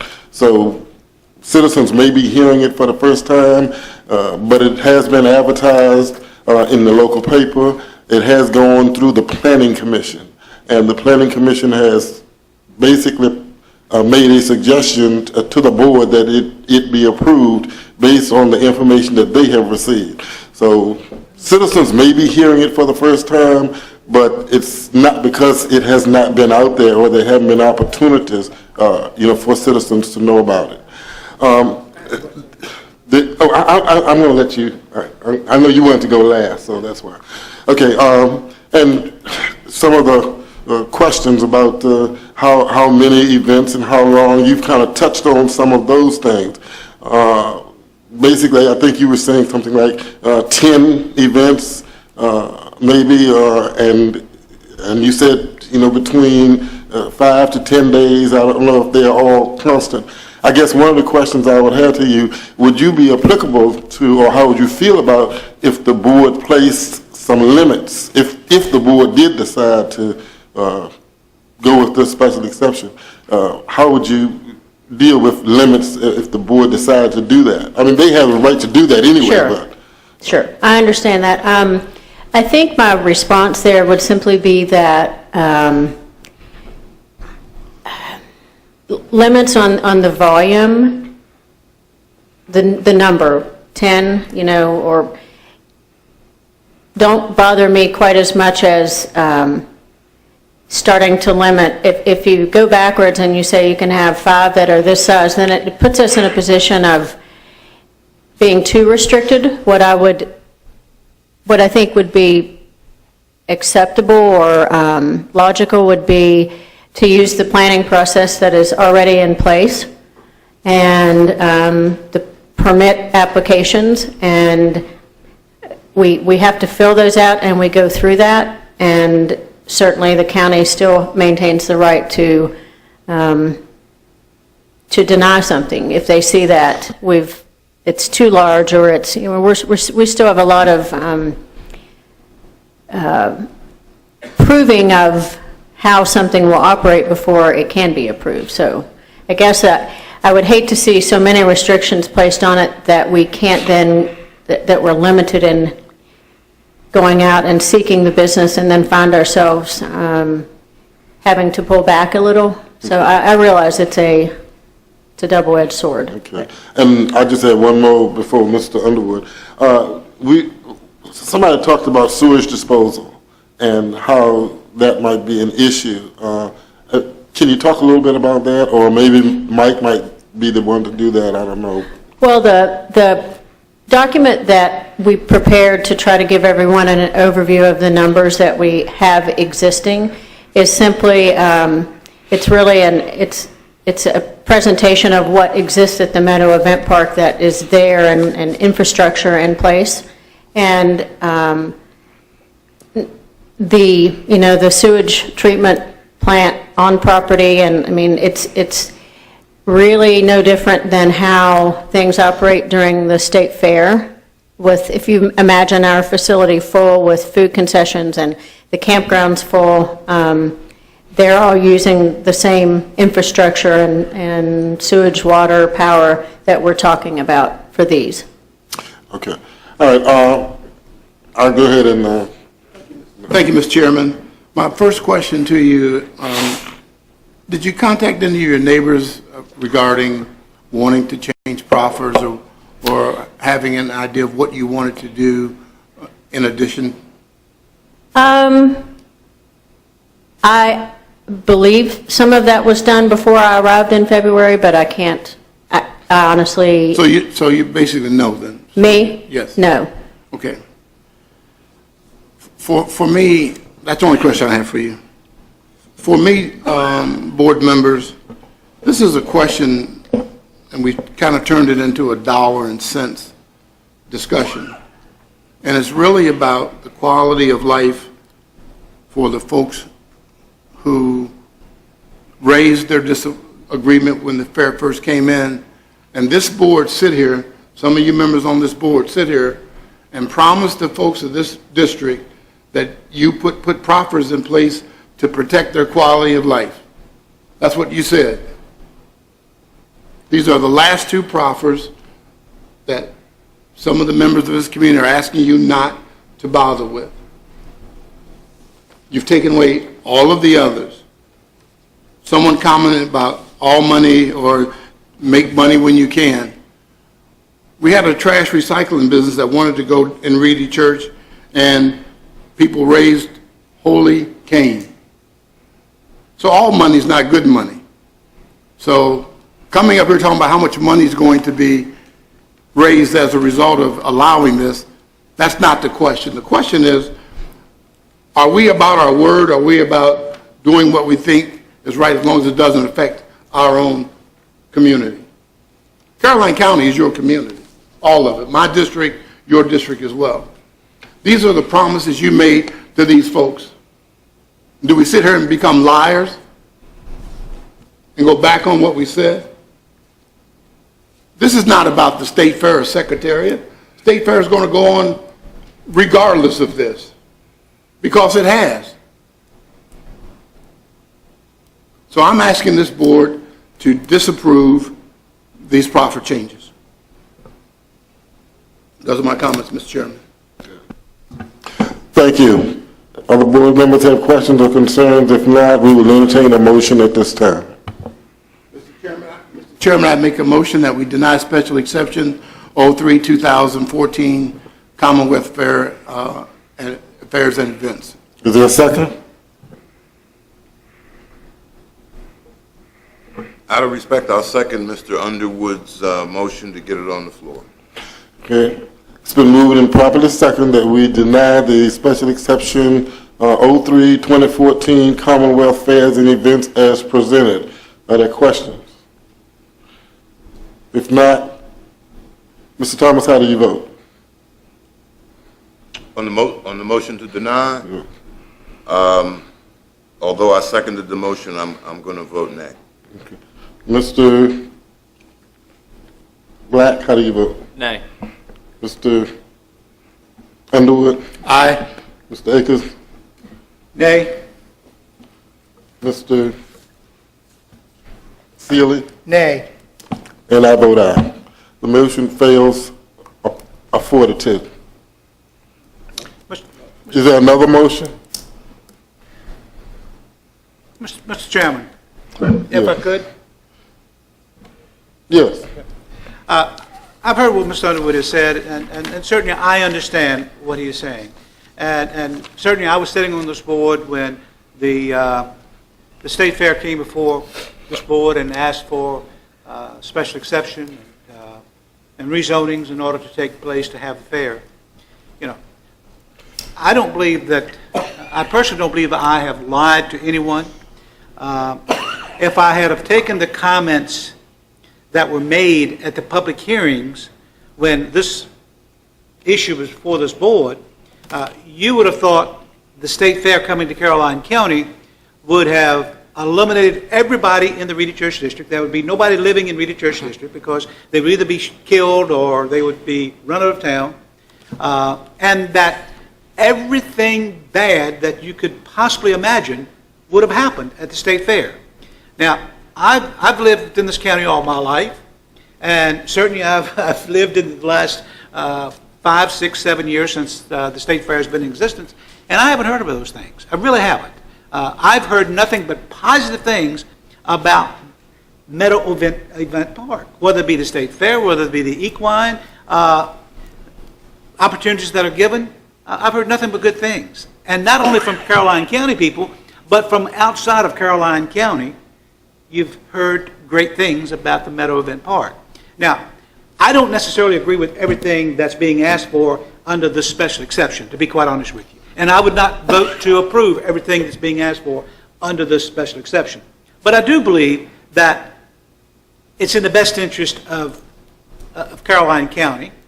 And yes, my district and your district, it's the same community in the same county, and I understand that completely. But I would like for us to be able to sit down, or have staff sit down with the neighbors and with the other people that are involved, and try to come to a reasonable agreement and solution. I can tell you that we did that for the most part with the State Fair. Maybe I've been asleep at these board meetings, I don't know. But I haven't heard a lot of people coming in here and complaining about what's going on at the State Fairgrounds, whether it be the equine events, or whether it be the State Fair, or it be the trade shows that are being carried on there. I really haven't heard that many complaints. Now, I've heard a couple, yes, but not a great number of complaints. I would just like to see us, Mr. Underwood, if you would agree, I would like to see us to try to see if we can reach a solution that's going to be best for everyone concerned. And maybe that's impossible, I don't know, but I believe it's worth a try. Thank you, Mr. Chairman. Okay. Mr. Thomas? Mr. Chairman, if I may, I understand what Mr. Underwood has said, and I respect his opinion, which is why I wanted to second his motion to see if he could, convince the rest of the board. And I also understand what the Lamberts have said. And I have a history of being very hard on developers who have come back and asked to change their proffers. In this case, it's a little different.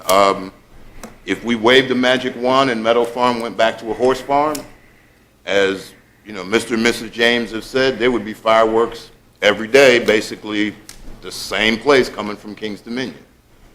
King's Dominion has a campground. There may be things there just the same. I don't know if there is a happy medium that we can find, but I think it's worth a try. And, I'm all for limiting. I know you want 5 or 10 camp events. I would limit that to something like 2 or 3 if we did it, and then say after 3 years, if it's a success, if they paid their note off, they don't have the financial strain, that's the end of that. That at least gives them some future. But the reality is, if it turned back into a horse farm tomorrow, Mrs. Chenery came back from Kentucky and said she wanted her horse to live here, we'd have the same amount of noise basically we have now. So how do we make it right for all of them? And I have to say, we probably need to let everybody, the neighbors, Mr. Underwood and all those get together. Mr. Underwood, could we perhaps table this until maybe you've had time, or the applicant, to try to negotiate? Well, we voted to we voted to not pass it, but we didn't vote to pass it. My question is, can we reconsider the vote? I beg your pardon? Yeah, we can always make another motion. Well, I'm saying, Motion to deny fail. But we did not motion to.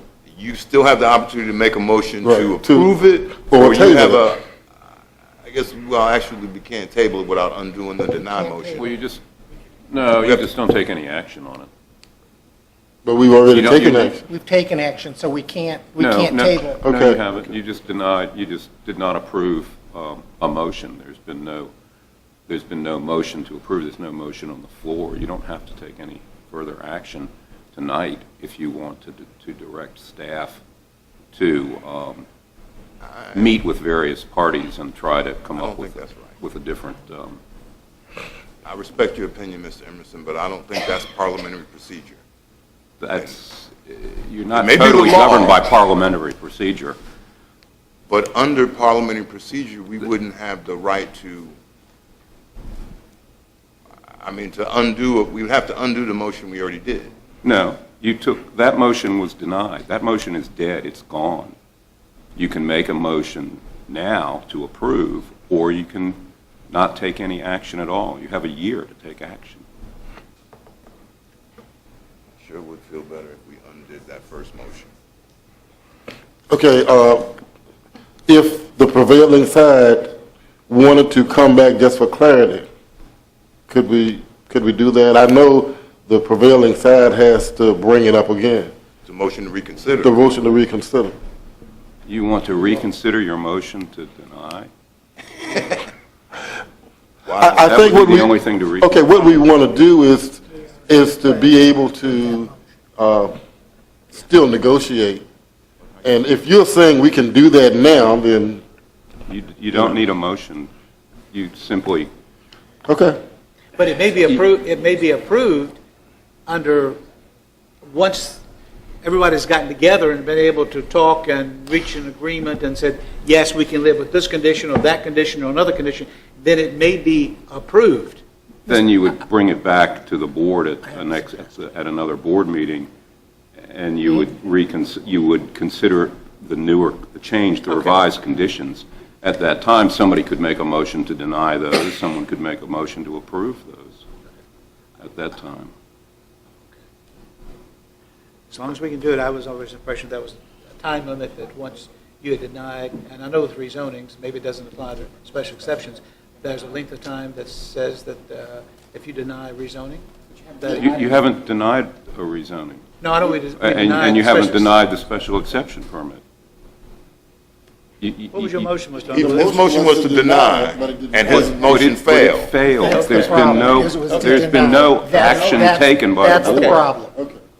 That's the reason we pay you the bucks. I'm not an attorney. All right, so we haven't done anything. The got motion it. was to deny it, but the motion to deny failed. Correct. Correct. So we can make a motion to delay action for 30, 60, 90 days, whatever time you need to get together. Well, Mr. Thomas, I was going to make, and I don't want to make this a motion, I'd like to have discussion, but I do believe we need to set some parameters if we're going to consider how to move forward.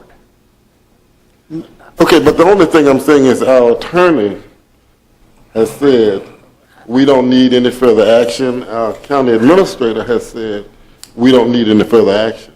So I would, If we're going to direct staff, They need direction, though. We need to, and that was my point, is we Okay. have to have direction to move in a, for the body to actually move forward. I think and my question about the number of rallies was on purpose, is to figure out what their range was. I think 10 may be too many, but something like 7 in a year, and then the duration of time needs to be, we need to have an agreement on the duration of time, whether it's people coming in, the actual duration of the whole camping event, and then clearing. Because the other option is we move to approve something tonight with ambiguous sorts of language that we don't have. everybody putting in their own little... Exactly, process. and I think we need to have something concrete that can actually be acted on. but the thing that concerns me is I don't know that we're ready to do that. I would like to see. But we've got to give everybody some idea of what we are willing to consider. But we could do that, we could do that, but we could have staff to work with the applicant and Mr. Underwood, and they could come back with a recommendation, and we could approve that. I'd hate to see us start approving, we already denied, it was motion to deny, that motion failed. So it seems to be the consensus of this board that we work with staff, along with the applicant, to try to come up with something that would be agreeable to the board. Yeah, I think within the staff probably needs to get some direction from this board as to, Mr. Seeley said 7 times a year, Mr. Thomas said 2 times a year. I said 3. 3 times a year. I say 5 times a year. I wouldn't let them do more than 5 events in a 12-month period. But certainly, I think that number is something that needs to be worked out. But I would like to see 5. I would first, the tents for me are out. For me, that they are out. The RVs are something that we certainly would consider. But I think it's important that the staff and the applicant get with Mr. Underwood, but also Mr. and Mrs. Lambert, Mr. James, Ms. James.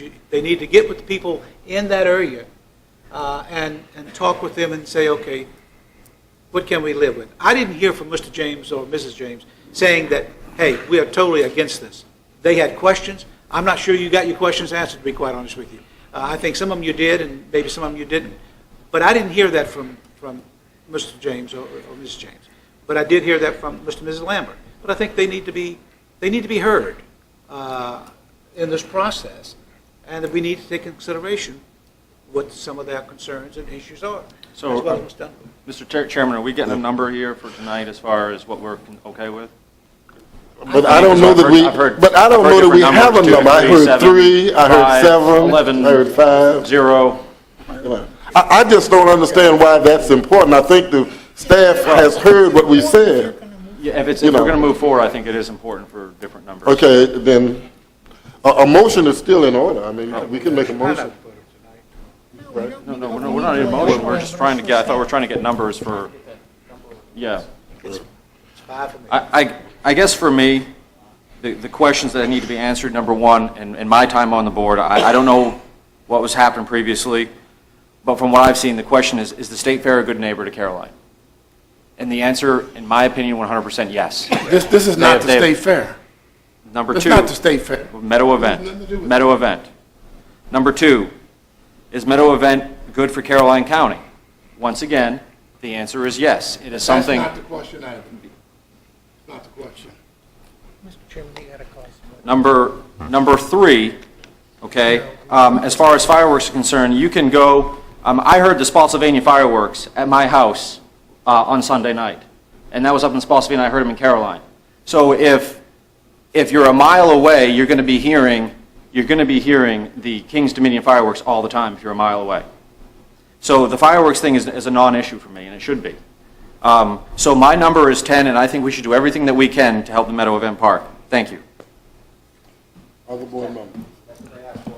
I think we should do everything we can possible to bring a recycling to Caroline County. And this is why The recycling's not even the same thing, Mr. Chairman. We had an auditorium full of about 200 people here that were against recycling. We have 3 people that spoke against the recycling. I don't care if it's one. It's not even the same thing. It's the same. Order.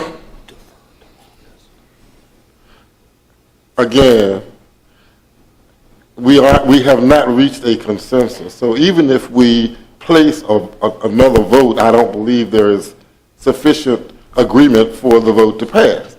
That is why I believe we should table this, work with staff and Mr. Underwood, come up with something that hopefully will be acceptable and present it back to the board and vote at that time.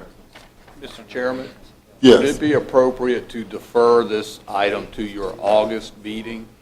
We can meet with Mr. Underwood and others and come back in August with an update on the various differences of opinion that I've heard tonight. And we can do that. We can defer this special exception to the August meeting. Thank you. That takes us to unfinished business. Review of special exception conditions for special exception 11, 2005, Mr. B's Bluegrass Park.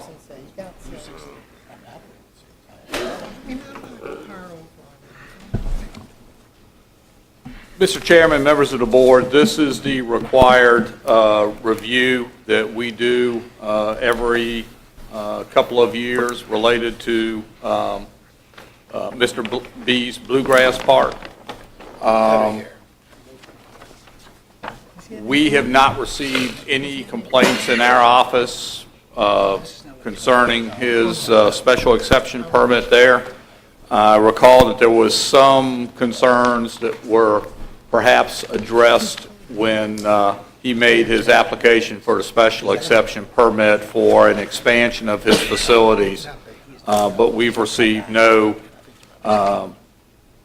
concerns regarding his facilities there. One question, Mr. Chairman. Okay, Mr. Sealy? So this is no change to his current situation, That's correct. As is. as is? So the action that needs to be taken would be that we continue the special exception as it stands? Yes, sir. With the condition? Yes, sir. Okay. Do we add another review period? Review period continues anyway. That was one of the conditions. Okay. Is it every year, or is it Every 3 3 years? years. Okay, I was going to say, yeah. And there were no complaints about the campers there? We have not received any complaints in our office, Mr. Thomas. I understand there were some comments raised during his request for the expansion, but we have no complaints regarding his current operation. Okay. Now, how many- Then I'm sorry. Go ahead, Mr. Akers. Under the current conditions, how many campsites does he have?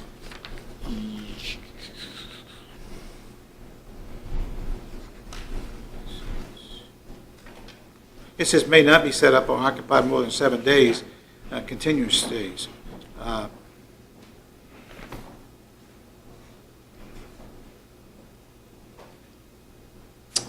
No, the maximum occupancy is 5,000 people, but there's no specific number on the number of campsites itself. But the campsites can only be used During his festival. That's correct. Bluegrass. That's Festival. correct. There's no change to any of that. And what he was talking about coming before the board, He wanted year-round. Yeah, He basically okay. wanted approval for a campground. Okay. Mr. Chairman? Yes. If the board has no problems, I would make a motion that we renew the special exception under the current conditions that are stated in the original approval. Okay, is there a second? Second. Okay, it's been moved and properly second that we would renew the current conditions, or special exception under the current conditions as presented. All in favor, let it be known by saying aye. Aye. All opposed, motion carries. That takes us to agenda item number 6, resolution requesting an amendment to section 15-2. Resolution, I'm sorry, requesting an amendment to section 15-2-901 of the Code of Virginia to allow enforcement of tall weeds and grass ordinance in agricultural zoning district. Mr. Finch. Mr. Chairman, members of the board, this item was discussed at your last board meeting, and staff was directed to look at some additional language to address properties along some of the county's major roads. You have before you suggested language which includes item number 4, which would expand the county's authority to any area zoned for agricultural use where that property is not in active farming but abuts a road designated as a minor collector or hire by the Virginia Department of Transportation. Road network is classified by intensity of use of that road and the design of that road. You have minor collectors, major collectors such as Route 639. Then you have your arterials such as Route 1, Route 17, et cetera, et cetera.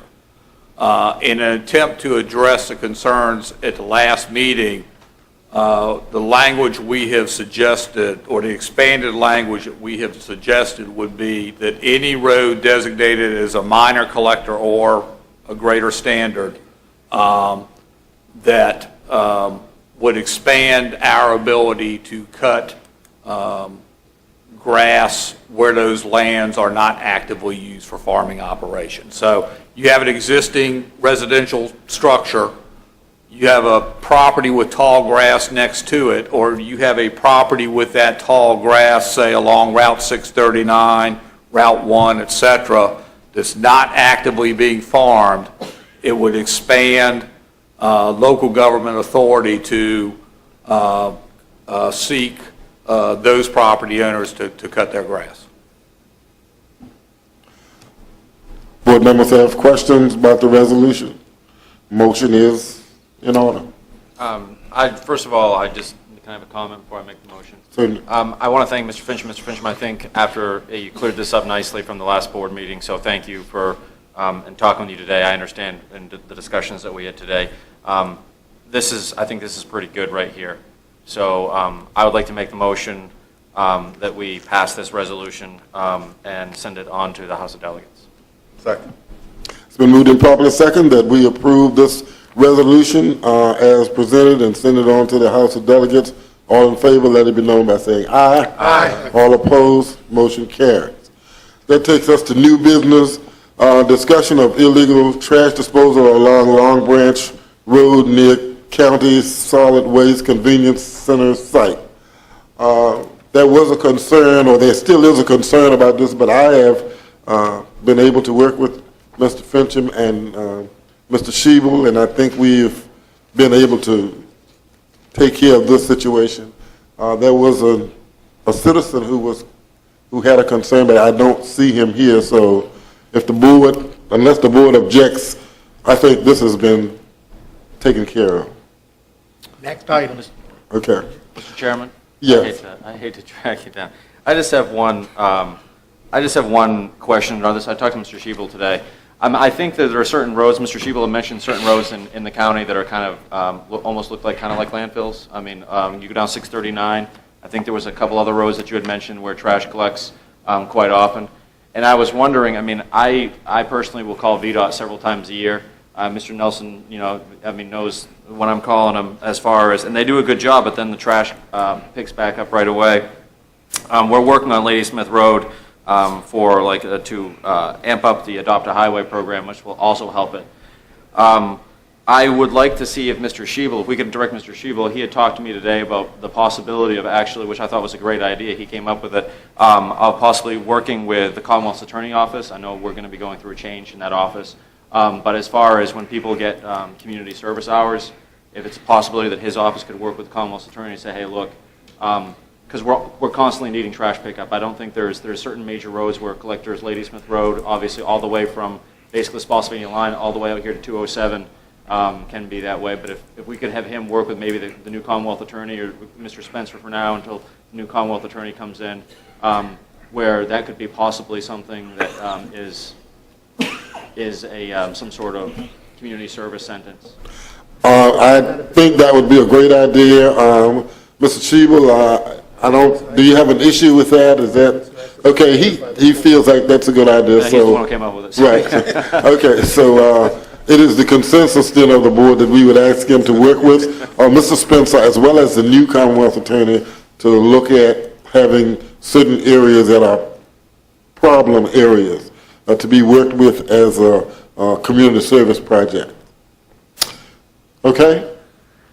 Thank you. That takes us to agenda item 8, the first reading of proposed text amendment, text 01 through text 04, 2015 seasonal events. Mr. Chairman, members of the board, this request, this appears to be a somewhat complicated response to a relatively simple issue. We have the farmers market over in Ladysmith, which by all accounts has been a very successful operation. Last year, under our ordinance, they were limited to 14 days a year that they could operate, 14 weeks. 1 day a week, 14 weeks, that they could operate at that location under the county's ordinance. Unfortunately, the growing season is longer than 14 weeks, starts in spring, runs through summer, and then even early fall. So depending on the vegetable or fruit or crop type or whatever, 14 weeks just was not long enough for that farmer's market to operate. So we need to, if the board sees fit, staff thinks it's appropriate to extend the number of weeks that the farmer's market can operate, whether it's there or any other farmer's market in the county. In trying to address that issue, we had some other structural issues in the ordinance itself concerning the definition of temporary uses, what qualified as a temporary use.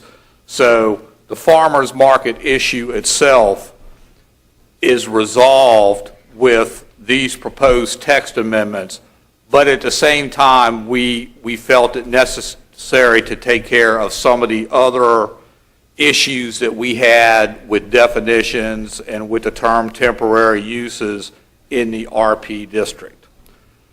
The other thing that this would do would expand these types of uses, for example, to the B1 zoning district, where you might have somebody that wants to do the same, a similar type of use, but also to the PMUD district. And I'm thinking there specifically about Ladysmith Village. Ladysmith Village has events throughout the year as part of that community. We want to make sure that they are allowed to do those types of events as a community, and that they don't somehow run afoul of our regulations. They've had events there virtually since they first started. We just want to make sure they're covered. So really the driving force behind this is what has been a very successful farmers market in Ladysmith. We want to make sure that continues and can thrive and actually expand, but we want to clean up some of our other structural issues in the ordinance itself. We expect the Planning Commission to act on this during the month of July. Since the board does not have any meetings in July, we wanted to go ahead, bring this forward for a first reading to the board, and request that you authorize us to advertise for your August meeting. We understand there's some potential time. We don't want to push up to the time limit with the farmers market. Okay, so you're really asking that we advertise for a first reading at the August 11th? This is your first reading. We're asking that you authorize us to go to public hearing. To go to public hearing, yes, August 11th. Okay. Whatever the date is. Yeah, Mr. Chairman, the first meeting in August. I would make a motion that we authorize advertisement for public hearing for the first meeting in August. Second. The moved and proper second that we advertise for the first reading, for the public hearing at the first meeting in August. All in favor, let it be known by saying aye. Aye. All opposed, motion carries. That takes us to agenda item 9, discussion of increased limit options for VACORP cyber risk policy. We've been offered additional cyber risk insurance, and I'm not, I don't think that we really are.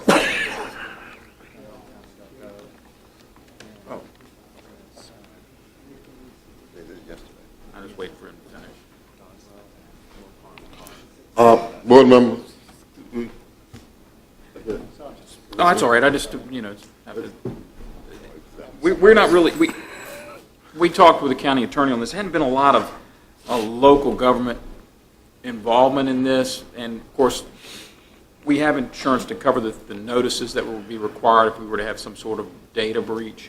So I'm not sure, and there hadn't been any small counties of our size that are taking these additional limits and paying the extra insurance for those, and you can see that it's about $7,500 to go to $1 million, $10,000 to go to $2 million, and $12,000 additional to go to $3 million.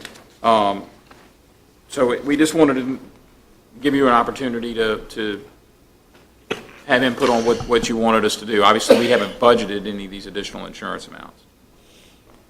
Mr. Taylor, I do have some questions. Okay. Data breaches are daily at this point. One of the concerns is if they do actually breach our system and steal county employees' PII for personal information, do we have insurance to cover some sort of a policy that protects their whole financial record in the event that happens? Because that's what I wasn't sure about when I read this. And that is something that we are universally going through. Those with security clearances, that database has been stolen. Oh, yeah, your information's gone. Chinese have it. And it is of huge concern at this point, and they are now grappling, I don't know if you've seen, but they have shut down They shut that all of OPM down, Office of Personnel Management, to figure out how they're going to handle this data and what data has been stolen. But notification and paying for those protections that they're going to offer everybody is probably a point of contention. But we're talking about, and in that case, it was personal data from all the people who'd ever applied for a job at the federal government or worked at the federal government. Or had security clearance. Or had a clearance. That's another But if story. they steal your entire payroll system and all the account numbers. But I'm thinking in our instance, this $500,000 per occurrence, what does that money do? I mean, they steal my identity. I'm going to sue you and get $500,000?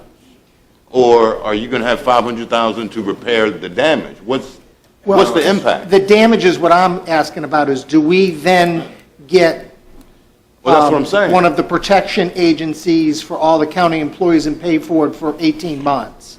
Is that, can we afford to do that with what we're going to get? That's the question.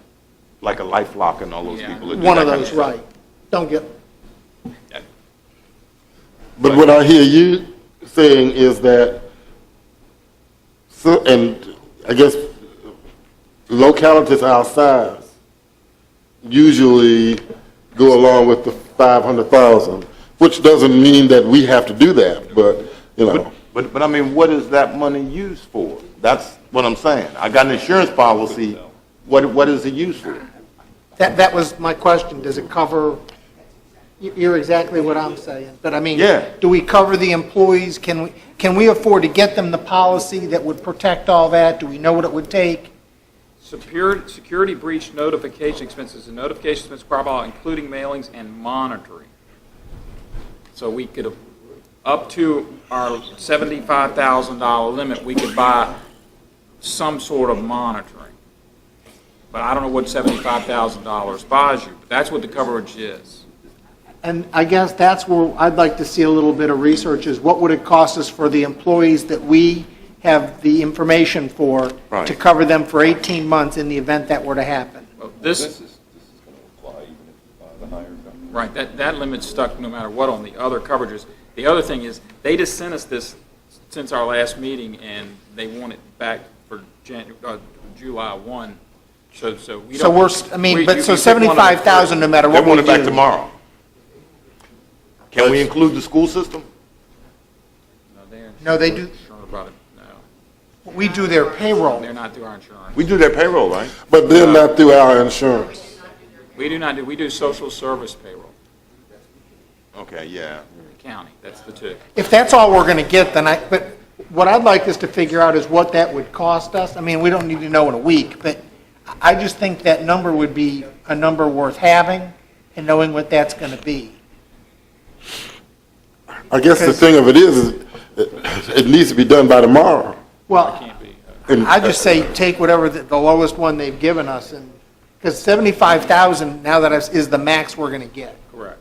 Yeah. No matter what we take. For monitoring.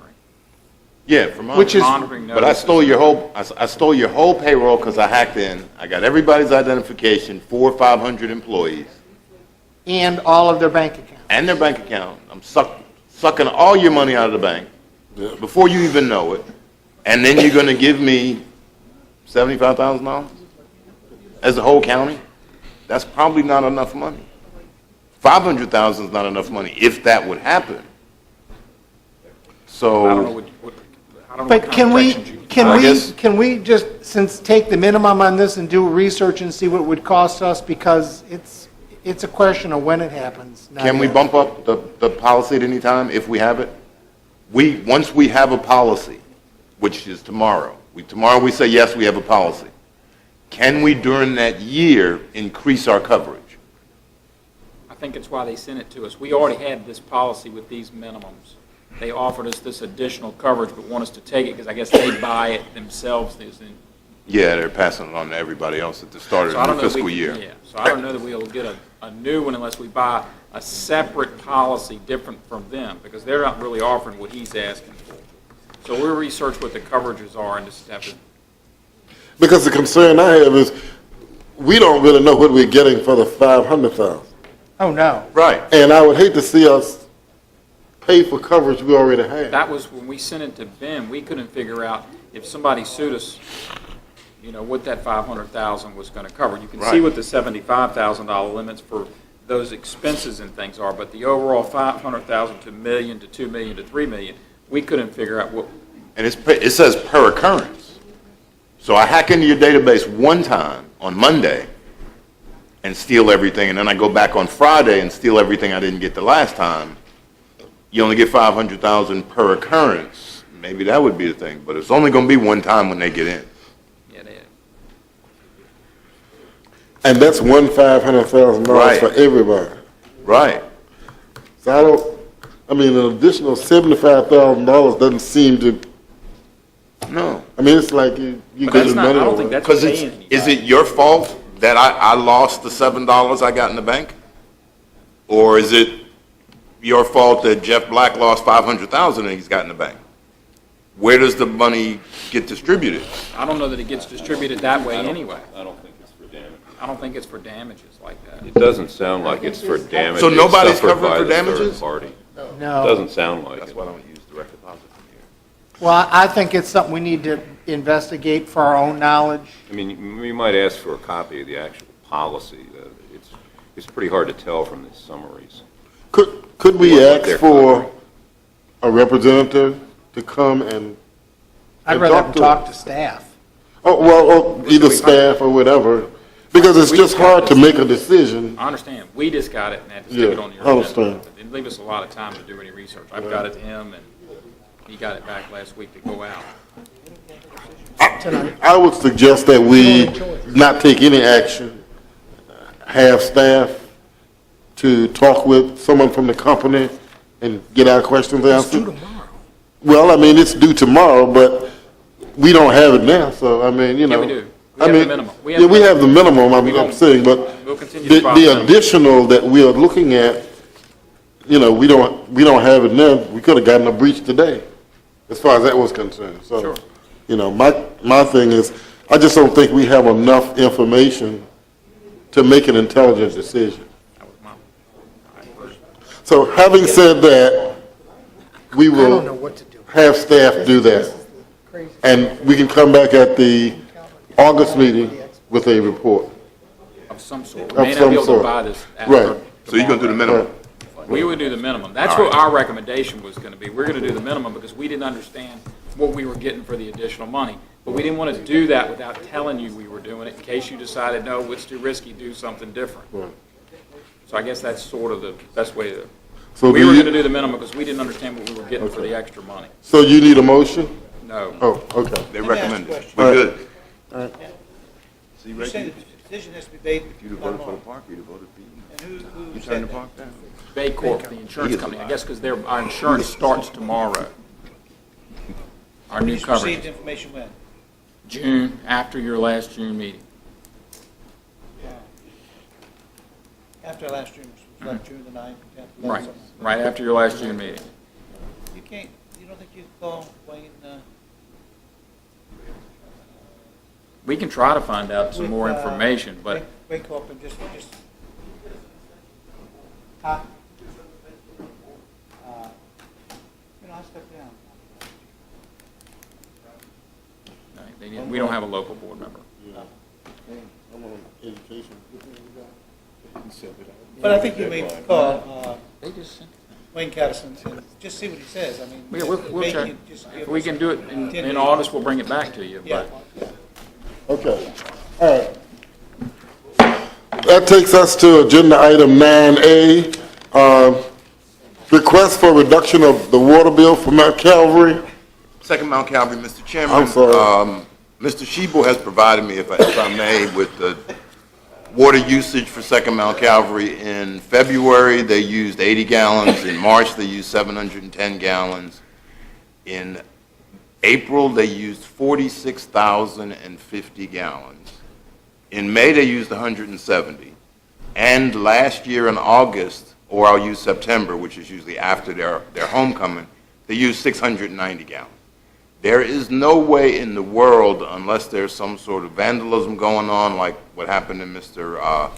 Underwood's district, that they used 46,000 gallons of water at a church with no big major events. They weren't having a shower park or a water park festival. So I've spoken to Mr. Shebel. He has a policy that he can execute. We averaged the last 3. He also has a new plastic water meter I think he can use that gives us readings at every 15 minutes. So if there's a leak, we can prove it's their fault. If it's vandalism, we'll at least know a lot sooner and we won't be wasting more water. So I asked the board to give Mr. Shebel authority to exercise the policy he has normally and would appreciate it. You want to make that into a motion? That is in the form of a motion. Is there a second? Second. It's been moved and properly second that we would give Mr. Shebel the authority to use the policy to address the reduction of the water bill at Second Mount Calvary. All in favor, let it be known by saying aye. Aye. All opposed, motion carries. Informational calendar items.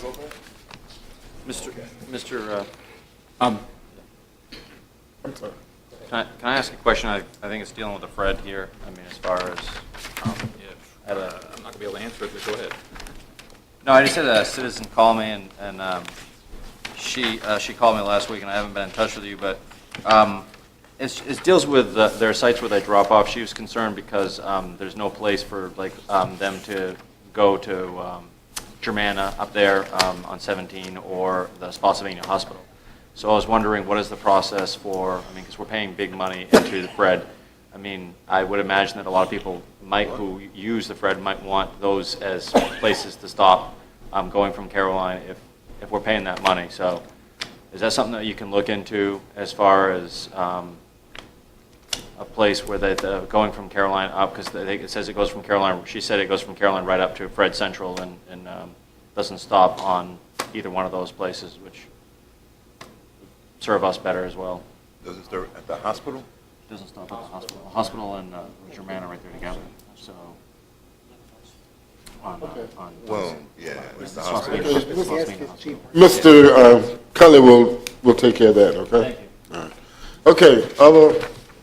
On the information, you've already brought up Port Royal Saturday and County Fair next week, starting Wednesday, I think, Right. Wednesday through Saturday. Okay. That's the only 2 things we had on for July. Okay. Prepare for it to be really hot. Okay, now, Mr. Black had asked that we look at August 18th, I believe you said, for our August meeting instead of August 11th. Well, Mr. Thomas had asked if I could do the week earlier, which was the 28th. I can do either. The 28th actually of July would work. Oh, we're going back to July? 28th would work. Mr. Thomas had asked to go to the 28th rather than the 11th. I'm fine with that, if everyone else is. The 28th of July. Tuesday before that. Tuesday before the 11th, one at the 4. That's National Night Out. Yeah. The last week in July, You're done. Okay. Right. You're out the 25th? You're out the 25th? the week of the 27th, that whole week, I'm leaving on, we're going to leave on the 25th. What about the, could we do a Monday, the 3rd? No, well, no. August 3rd. Actually, August 3rd. Okay. 6, 7, 8. I'll be out. You're out the 6th, So, 7th, 8th? August 3rd, August 3rd is Okay. is that okay? That's okay with me. August 3 is good with me. Okay. Mr. Thomas? That's fine. Thank you. Okay. Then we would, Do we need to recess to August 3rd, or do we just need a motion?